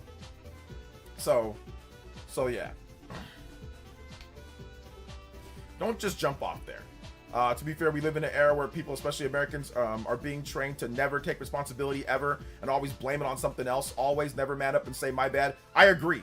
That is a great point. Is it Akai Mizu? Great point. Nobody ever wants to take responsibility for their own actions. Everybody wants to blame somebody else for something happening. Everybody wants to talk about why it's this or it's that. And they want to basically save face, right? Save face because they'll go off on tangents and things on whatever thing. And then when it's something that they like or something that they support, they don't want to look hypocritical. So what do? Blame something else. Blame something else, which I've seen all over Twitter. I haven't seen the videos from certain people that, you know, people were mentioning here. I haven't seen all their videos, so I'm not going to sit there and say that, but I'm just saying in general, that's what these people are doing. That's what a lot of these people are doing. I've invited some people to come through and debate and chat on stream. I think I've got one person that's going to do it. The debate is going to be about Nintendo fans being basically Stockholm syndrome and being abused and all this, and Microsoft and Sony having a million times better for their fans. So we're going to debate that. We're going to talk about that and debate that, in addition to maybe other things. So I have one person that's willing to come on. He's a content creator, not a very big content creator, but I finally got somebody that's actually willing to discuss these things. Everybody else runs off on a plug or won't do it. So yeah. Vote with your wallet, pre-orders sell out. Not like that. Not like that. Don't vote like that. Don't vote with your wallet like that. I think we might even be able to get it this week or early next week. So, what if a cool friend who secretly wants to kill you? Well, that's not good. Tell them you can't handle the truth. That's the truth. Once random one, that's the truth, fam.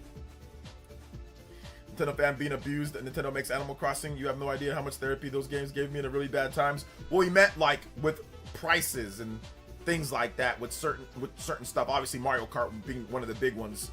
So I'm willing to talk and discuss and debate different things. So looks like he's willing to talk as well. So yeah, it's gonna be fun, man. It's gonna be fun. You know what the funniest thing though is that people I see on Twitter, people were saying that they bought a PS5 Pro for GTA 6 this year. Then GTA 6 got delayed. But then again, it might still be a good investment if Sony decides to raise the price of because of tariffs. if they decide to raise the price of the PS5 Pro, then obviously, yeah, then it might be a good investment for a PS5 Pro to play GTA 6. Shout out to the cool guy, welcome. Throughout the gen, Nintendo was the only one being consistent with the content. I would say that Nintendo was the most consistent this generation, yes. Microsoft and Sony were a little bit off kilter. So Microsoft has a pretty good rhythm right now, and I think they're finally in a rhythm, but that, you know, once again, I'm not going to sit there and say that it's not their games, because it's clearly their games, but it almost feels, like I said, like, it almost just feels weird because it's all just third-party games, right? They just bought a bunch of third-party games, then turned third-party themselves. So it's like, it doesn't feel organic. Once again, it doesn't feel organic, and it doesn't have to be.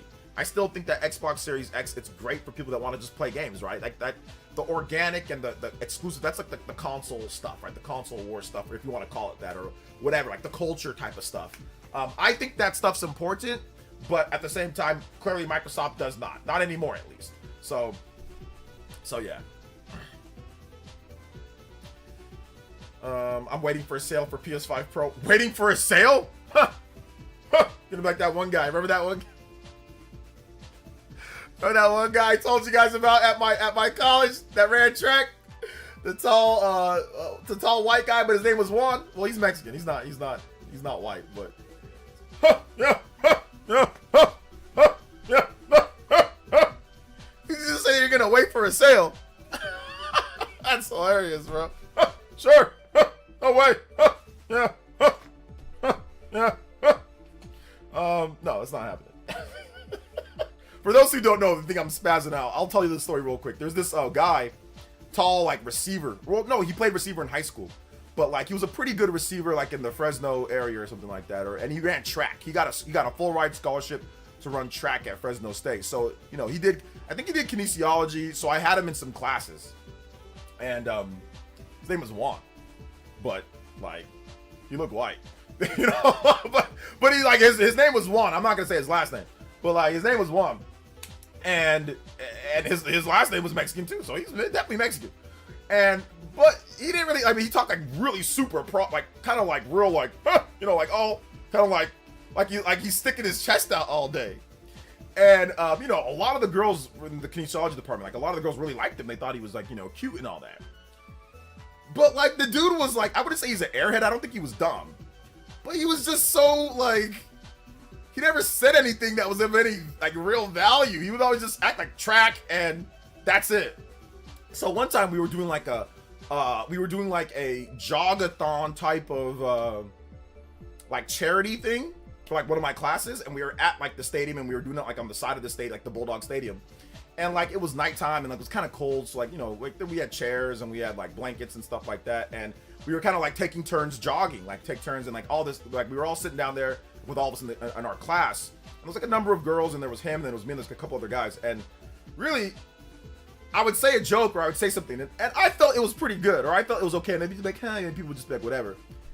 And then one time, Juan, like I think I said a joke, and Juan was just like, huh, yeah, that guy over there. He's like, huh, yeah, look at that guy, huh. And then all of a sudden, all the girls bust out in laughter, like loud laughter, and say, you're so funny, Juan, and go up to him. I'm like, he didn't say anything. He just went, yeah, look at that guy, yeah.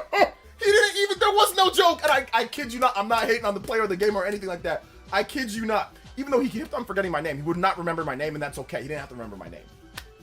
But like, he literally did not say any joke. It was just him saying, yeah, look at that guy, yeah, There was like no joke at all. And they busted out in laughter, not at his voice, not at him doing that weird thing that he always did, because they just wanted to be like, oh wow, he said something. Like, I'm just like, oh my God, you gotta be kidding me. This is lame. No, they were not laughing. They were not laughing at the They were not laughing at that. I swear to you, they were not. They were not laughing at that. Nobody really laughed at it because he didn't want to laugh in his face. I remember the first time I talked to that guy. The first time. I think I said, I was like, oh, what's up? He was like, yeah. Hey, what's up? And I was like, what?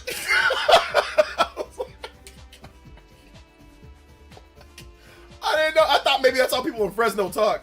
So I was like, I was like, hey, what's up, man? He was like, yeah, yeah, same class, yeah, all right then, yeah, see ya, yeah. And I'm just like this guy reminded me of like Johnny Bravo. Then like a Johnny Bravo type of thing, like, yeah,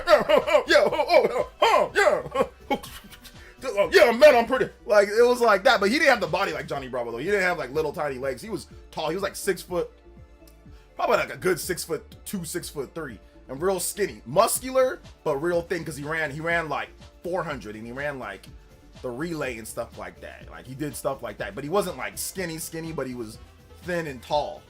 And like, yeah, he was like, yeah, same class, yeah, all right, see ya. Sometimes he'd call me Frank. One time he called me Oscar. One time he just called me different names. He never remembered my name. And it was hilarious. It was so funny. Drop the price. Juan Bravo, yeah. Juan Bravo. How do you say man, I'm pretty in Spanish?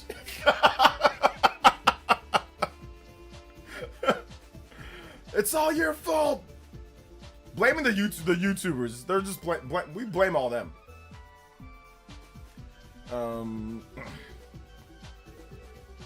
So yeah, he ain't running track sounding like that, eating cheeseburgers every day. No, I swear to you, no, he was a really good athlete. He was actually really good at track.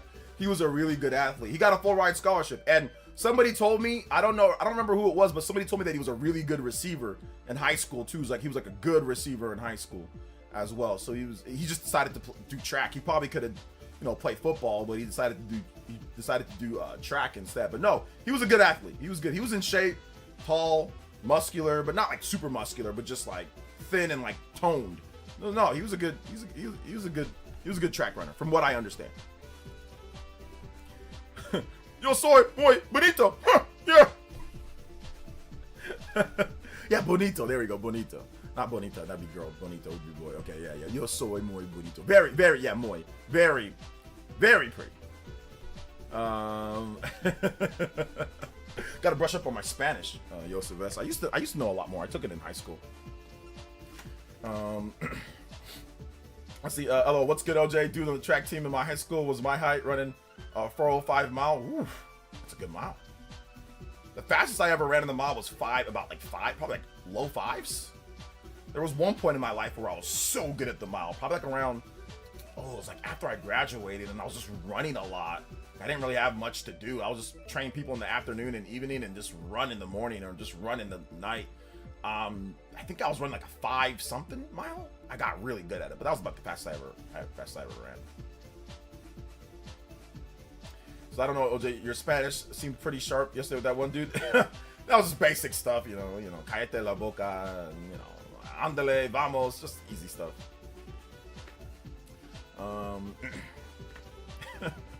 Maybe they'll bring back Simpsons to GameCube. Everyone's asking about the Simpsons for GameCube. Everyone's asking about that.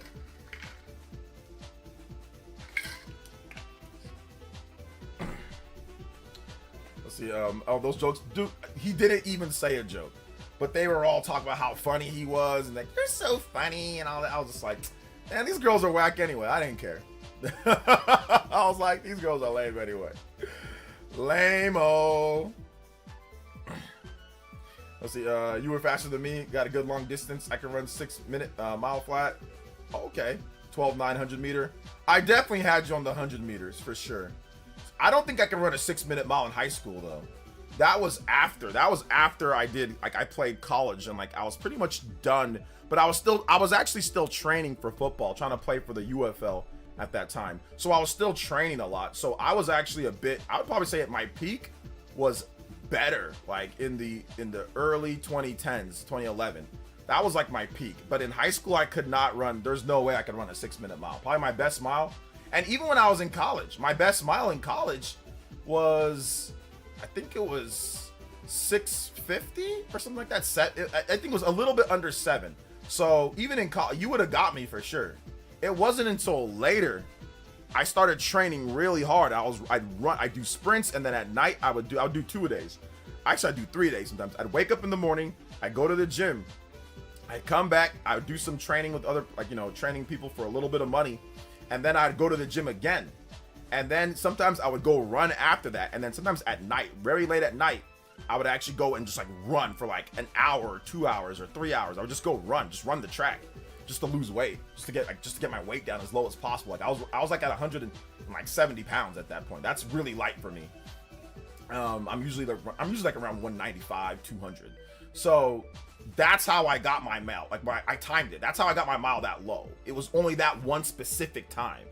I can't run that now, and I couldn't run that in high school or even in college. It was right after when I was like doing like my peak training to play football. Yeah, dude in high school was running 1 mile in 4 minutes, bro. I hated the training with him. Yeah, I bet. I would run every week. I would probably run for like a total of anywhere between 10 to 15 hours every single week. That's what was like every night. I was running 2 to 3 hours on that track. I would just run for hours. And I actually even did that during COVID. I did that during COVID, where I got down to about 172 at 170 something at one point during COVID, because I would just wake up in the morning really early and I would just run in my backyard till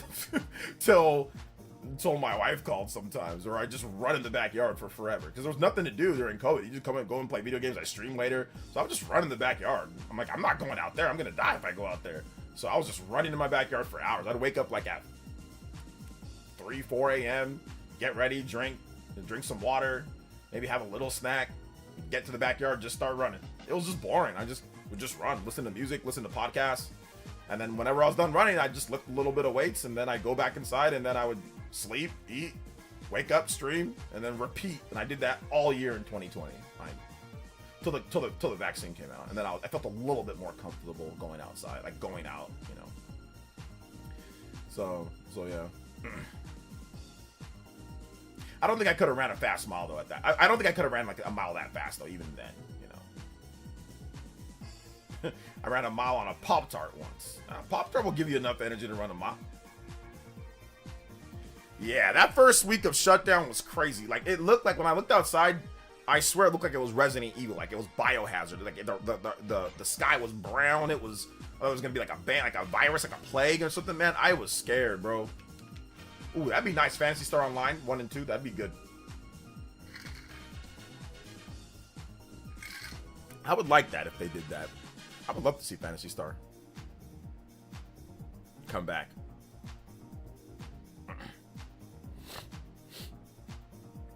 NYC looked like a ghost town. Dude, I didn't see nobody outside, but I didn't really go outside either, so. When I got COVID, I was locked in my room and do nothing but watching YouTube and play Switch for a week. That was a month before Xenoblade Chronicles 3, unfortunately. Oh, man. Yeah, I think I got COVID at one point. I think I got COVID once in 2022, but the symptoms weren't bad because I had already gotten a shot.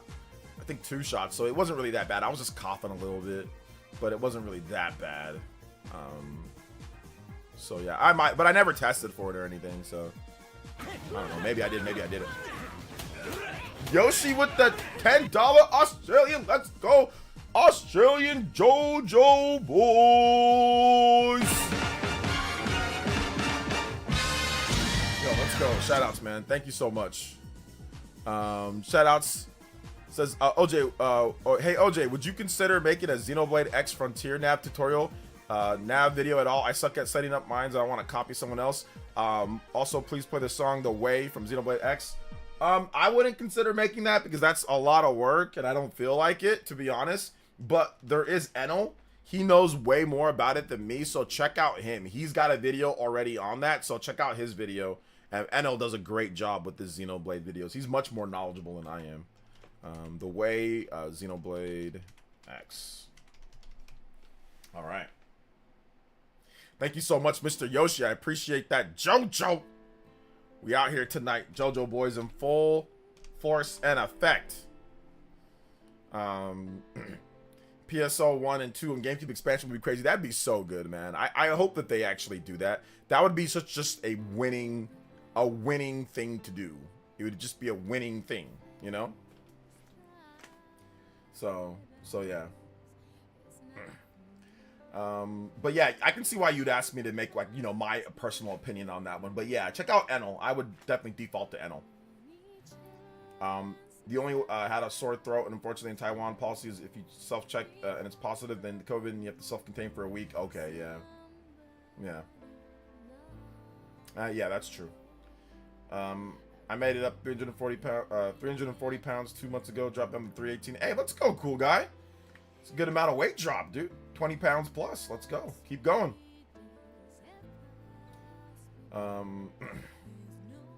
Yeah, I mean, I think we can all stand to make most of us could probably stand to lose a few pounds here or there. You know, some of you guys know. I think Abaddon, you're good. You don't gotta lose anyway.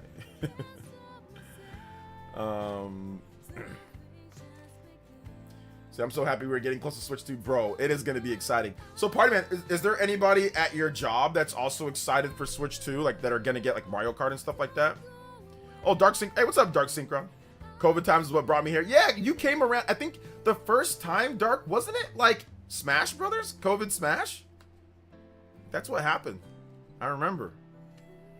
And like, you were like, oh, I play Smash Brothers. We were like, what? And then like, I remember you membered up, and then you came in and your Falcon came in and started taking some names. I'm like, whose Falcon is this? What's going on here? We got somebody good? All right, let's go. I actually gained in muscle 173. Okay, that's pretty good. 173. That's good. I got COVID once, I think. I'm not jazzed because my family, I don't know what that means, but okay. But the taste went awful. I lost like 4 kilos, which is already under 100 pounds. Not good. Oh my goodness, yeah. That seems like crazy. Some who got Switch 1 are excited for Switch 2 and pre-ordered it. Nice. I think I played you in Smash, and then we played Mario Kart. Yeah. 900 pounds, Cap. Cap, Super Cap, Capalicious Espialidocious. That's Super Cap. You did not, 900 pounds. We actually went over on time. That's okay. We're at 320. We're gonna go to 3:30 today. We'll get you guys an hour and 30 minutes extra for the big JoJo support tonight. Let's go. So if you have more questions, we'll round it out with tonight. Also, guys, don't check out my Chrono Trigger video because it's been updated. It's not it. So don't watch that video. Watch my Monolith Soft and Nier RPG video. Watch that video instead. That's a good video. So that's a good video to watch. So I'm gonna link that vid. But we're gonna take some more questions for another number of 10 more minutes. Then we'll finish up with the stream. So if you guys have questions, feel free to tag me at Player Essence, hashtag Player Essence by itself. I'm more than happy to answer your questions. During COVID, worked at a hospital. I was going crazy on OfferUp, buying retro. Almost just sold everything because I only play on Switch. Nice. Yeah. Mario Kart 8 is inevitable. Yes, inevitable. Trying to get shredded currently. Yeah, you're still working on pretty hard, right, Dark Synchron? Who else is everyone maining in Mario Kart World? I don't know who I'm maining. I'm maining Peach, Party Man. And do not pick Peach, Party Man. Pick Mario. Because you're not a Peach main, Party Man. You're a fake Peach main. You're really a Mario guy that likes to pick Princess Peach because you're simping sometimes. But, I'm picking Princess Peach. I am picking her. So here's what in this new era of Smash Brothers and Mario Kart, I'm getting tired of you guys like Party Man and Chupa that will steal my characters. And the most annoying was Chupa in Smash. He's not here to defend himself, but I don't care. Chupa in Smash Brothers was crazy. This dude was like 2 years old when Brawl came out, talking about I'm a wolf main. No, you're not. You were like 2 years old when Brawl came out. Legitimately, 2 years old when Brawl came out, talking about I'm a wolf main. For what? So I had to stop using Wolf in Smash Ultimate because Chupa kept on using Wolf, and it pissed me off. So Party Man been stealing my characters in Mario Kart, using busted kart combinations. It's so annoying. So please, in this new era of Smash and Mario Kart, can y'all please stop stealing and faking character support? It's so annoying. Wolf is not trash. Wait, Psychopie, did you ever explain why your name is Psychopie? I don't think I saw it. Can you please explain it for me? You may making Peach look bad? No, Peach, that's what Peach is supposed to be, part of the struggle. She doesn't use busted kart combinations. Peach is about the action, bro. I made her look good. No, you just got a broken, stupid look. You riding a ladybug with tiny little wheels. What? You riding a ladybug car? Don't you ride in a little circle little ladybug car with tiny looking wheels and flapper wings? You look ridiculous. You're trying to tell me a princess is gonna be riding around in a little ladybug car with flapper wings and small little baby stroller wheels? Is that what you're telling me? That's what a princess should be riding in? No, a princess is lit. She's got a royal cart or she's got the motorcycle. You know what I'm saying? She's got the motorcycle, the outfit. That's what a princess is gonna roll in, not in a freaking tiny little flapper car with little tiny baby stroller wheels. That's what a princess rides in? Come on now. That's cap. That's complete cap. Yeah, GTA 6 actually got delayed. Psycho Pie, what is your name? Why is your name Psycho Pie? I need to know. Justin with the $5 dono. Hey, yo, Justin. Let's go. Digimon Story Cyber Sleuth. Complete edition is $4.99 on the eShop. It's a pretty good game, especially for that price. Also, I'm going to be a Bowser and Penguin main in Mario Kart World. All right, let's go. Let's go. Shout outs. Thank you, Justin, for the $5 dono. We out here once again. Been working out 5 days a week, walking 10K plus steps. A while. This channel has been the first inspiration for me to start lifting weights and exercising. Yo, let's go. Let's go. Oh, I said it earlier. My mother chose it as some ghetto educational PC MMO game when I was younger. I just kept... So there's a game called Psycho Pie, like a PC game called Psycho Pie. It's not sure that's not like a black market ripoff or something. My guy, she likes that car. Why you? No, she doesn't. Party man, that is a weak comeback. That is a. You said you make her look good. No, there ain't no way Peach looks good in a little ladybug car with tiny little baby stroller wheels and flapping little wings. I'm sorry, bruh. No, that is not true. That is not true. And pie used to be my favorite food, but it fell out of love with it. I could just see Psycho Pie back in the day, little Canadian boy. His mom rings a little bell, like the little triangle thing, and he comes to the table and he goes, yeah. And there's a plate and there's just one slice of pie. It's like, take some. Those are probably good times, good memories with those days. Sounds Psycho Pie. Let's see. Anyone racing a ladybug cart is whack. Anyway, yeah. But then again, I mean, Dark, you look stupid too in that fake F-Zero Falcon car as well. Both of y'all look dumb. But Party Man looks ridiculous. Liza Phil says, I'll pay 100 for GTA 6. People will pay more than that. People will pay more than that. You really think Peach can only use a bike? Yeah, did you watch the Mario movie? Did you watch the Mario movie? Yo, that's it with another. I thought you were out. That's it with another $20. Get us to 400 on the board. Let's go. Yo, let's go. That's it. 406 JOJO boys. Hey, yo, let's go. Those are Friday the house. Anyways, this should be the last JoJo dono for tonight. Music request, Sonic the Hedgehog, Spring Guard Zone, extended. Great stream for reals, though. Yes, it was an awesome stream. You guys were lit tonight. It was a great stream, man. We had fun dunking on people. The beginning of the stream was fun because, of course, we had haters come through because they're angry. They're wrong. They're wrong. Shout outs, though. Big love to that set. Appreciate you, man. Thank you for another big $20 dono. Sonic the Hedgehog. Sonic the Hedgehog. Actually, let me do it on this one here. Sonic the Hedgehog. Sonic the Hedgehog Spring Guard.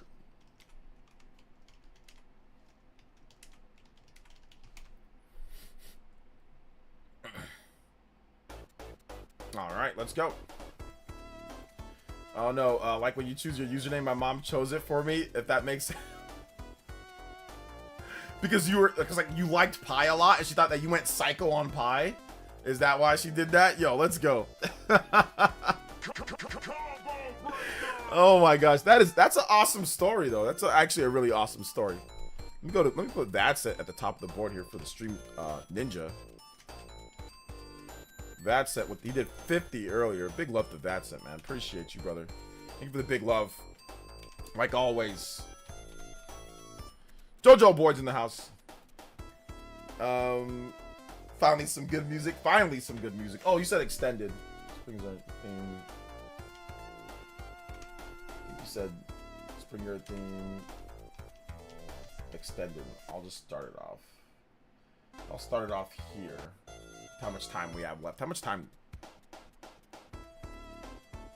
Yeah, we'll just do it for this much. Let's see. I bet I can dust you in that bike regardless. No, we saw what happened in the bike, party man. Party man, stop. Party man, stop. Party man, stop. We saw what happened when you guys trolled me and everyone used the bike combination. What happened, party man? You were getting cooked. Party man, you were, and it's not even about me cooking you. You were getting cooked by other people. You were not winning like you were winning before. Let's just be real. Gaming with Sophia, thank you for the subscription. We know what happened. My lesbian mom just forced me to play Minecraft downstairs. What is your... Wait, why you gotta mention that she's a lesbian? Even if... I know you're probably joking. But even if she was, why you gotta mention that she's a lesbian? What does that have to do with anything? What does that have to do with anything? Bowser platformer game is possible in the future? I think so, yeah. Maybe like a Bowser action game, right? Like a Bowser... Like where you play as like Bowser. You just destroy things. I think maybe they thought that game, Donkey Kong Bonanza, I thought maybe they thought that could be a Bowser game at first, and then decided to make it a Donkey Kong game.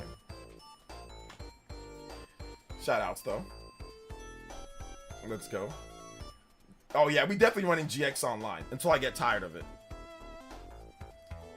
I still won, though, with your own combo. But you barely won.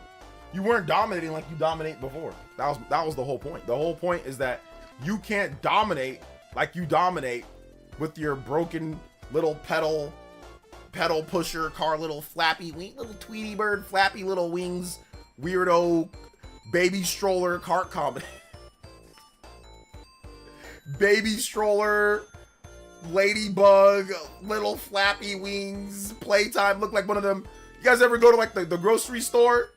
You go to the grocery store and like there's like those little merry-go-rounds, like little horses and little ladybugs and stuff. Like it's like it looked like somebody ripped off one of those, put some little wings on the side, little Koopa Troopa wings on the side, took a baby stroller, stole the wheels from a baby stroller, put it on the cart. Here's Spider-Man with this broken cart combination. Looked ridiculous. Looked stupid. Looked completely ridiculous. We all know this.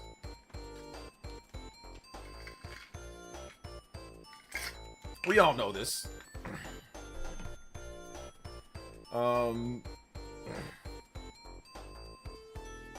Your Irish father powerbombed me into Earth Mantle. That's not bad. Nah, it was kind of fire though. What was kind of fire? OJ, why are there no Mii characters in the MK world? Nintendo forgot the goats? No, they did not forget the goats. Nintendo's done with Mii's. Mii's are gone, baby. Gone. Done. Finished. Zip.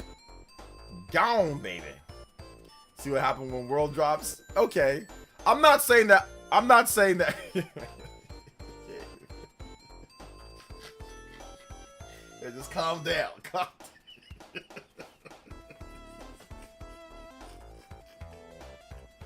Everybody just calm down.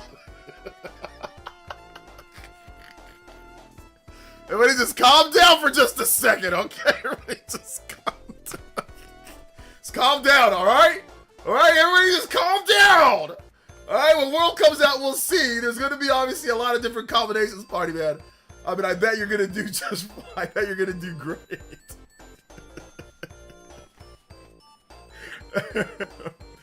Oh my gosh. No, I'm not walking. I'm just saying, in Mario Kart 8, we gotta close one chapter of our life. So we're closing the chapter.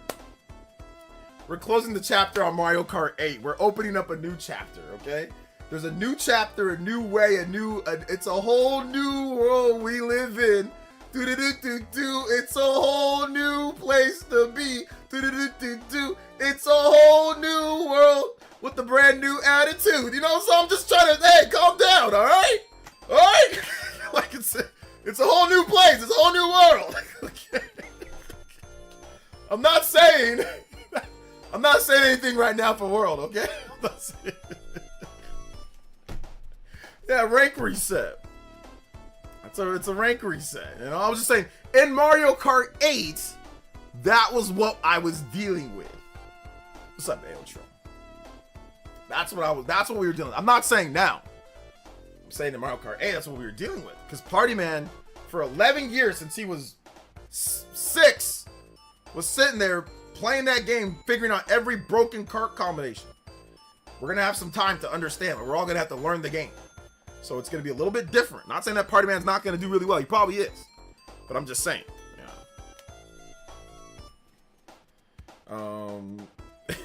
Reactivate the flame clock. Gonna bring back Psycho Pie. No, that Psycho Pie me looks stupid. We're not bringing that back. No more me, Psycho Pie. You're done. You're cooked. You're finished. Vamos. Adios, amigo. Done. What's up, Dalton? What'd you miss today? We're in the beginning. We were having some discussions like with some weirdos. That was fun. Banned one of them. One guy was, I guess, English was like his 7th language. He didn't understand what Persona confidants were in gameplay. So yeah, there's some weird stuff. But outside of that, we just talked about video games. We talked about the GTA delay. We talked about Switch 2 and all sorts of stuff. OJ went Aladdin on us, a whole new world. Well, that's not from Aladdin. That's from Pokemon. I think it's JOJO. It's the theme song from Pokemon JOJO. Pokemon JOJO. Everyone's gotta be a master. Everyone's gotta show them your skill. Whatever the lyrics are. Everyone's gotta tell them what's faster. Which stay to the top of the hill. Each step you take, gotta get a little bit, each step, one more thing for the master. It's a whole new world we live in.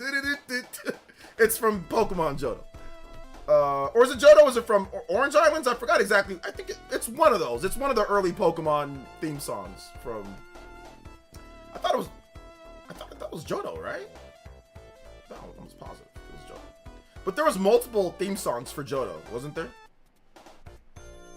Yeah, it's the JOJO theme. Yeah, my cousins love that song.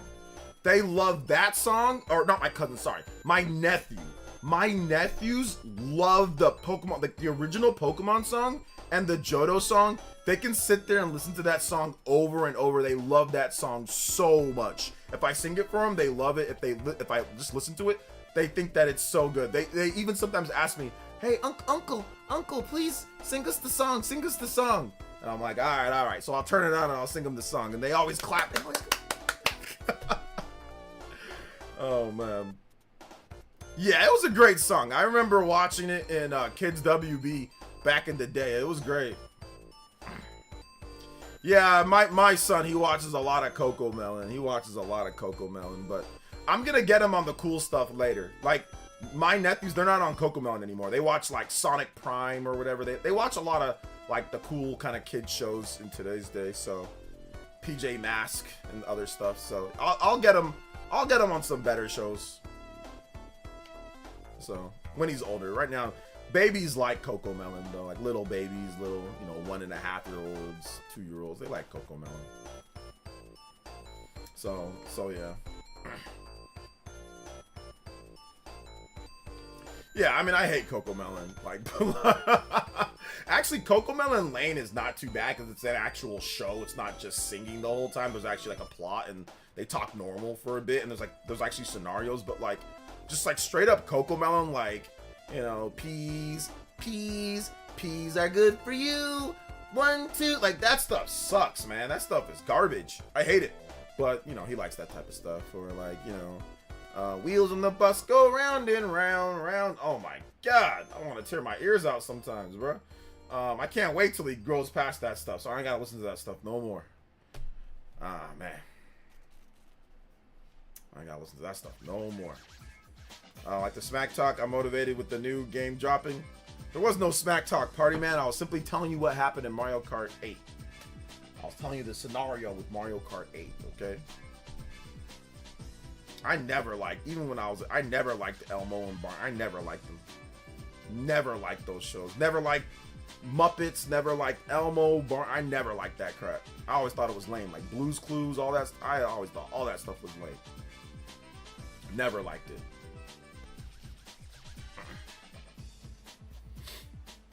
I didn't really start liking cartoon shows and all that. Power Rangers was dope. Love Power Rangers. I like TMNT, Teenage Mutant Ninja Turtles. That show was dope. What else did I like? I liked X-Men. The Wolverine. That one. That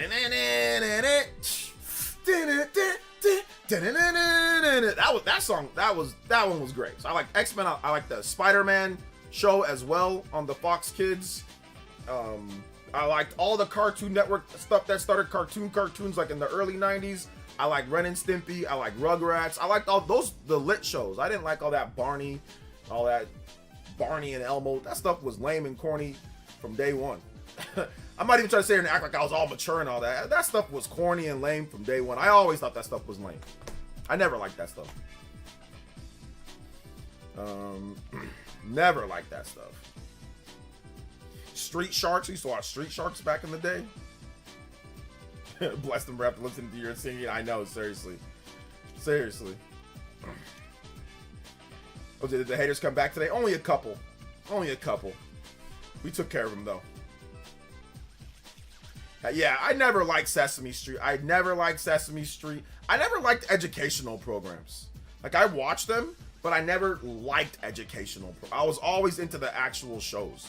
I always thought the educational programs looked lame, and they were lame because I was like, I gotta go to school anyway. So what's the point of me going to school? I mean, yeah, you get extra practice. I get that, but still, never liked it. Yo, Justin with the 3. Great stream. I got to work tomorrow, but it's always fun to see the double standards people have when it comes to the prices. But see everyone later. Yeah, it is. It's crazy, but yeah, man. But anyway, I think that's a good time to wrap it up. We definitely went over our amount here. We'll be back tomorrow with the Spawncast pre-show. We'll be back tomorrow with the good Spawncast pre-show. I think I'll have a video for you guys in the morning. I might not, depending on like the situation, like depending on what I'm doing. So we'll see going forward. We'll see what I do. But if you haven't seen my video on Nier, check out my video on Nier. It's Nier and Monolith Soft's RPG. So yeah, check that out. So thank you guys so much, man. I appreciate you guys coming out to tonight's stream. JoJo Friday was incredible. Let's play just the notification once again. JoJo Friday, we are out here. Shout out to JoJo Friday. Thank you guys for the support today. You guys were nuts tonight, man. Super crazy. Going further than beyond. Big love to Justin, Bad Set, Party Man, Gaming with Sophia's Allies, Yoshi with the big donos, Vad Set once again, Unreal Christian, Party Man, Amelia, yo, let's go, Rob Navarro, Mask On, Mask Off. Let's see here. Thank you for the support. Durant, Justin once again, Pingui, Neo Zen Plays, Rob Navarro, everybody here in the chat that was hanging out, Joseph, Felipe, all you guys, David V, thank you for the dono, Cool Guy. Big love, guys. Paul Gale Network, Jeffrey Tucker, big dono, Anderson Blitz. Thank you guys so much, man. Cyber Taurus as well, big love, Darm X, Dasin. Shout outs, man. Appreciate you guys. Thank you guys so much for everything. And we will catch you for the next Player Essence live stream. All right, guys. Peace.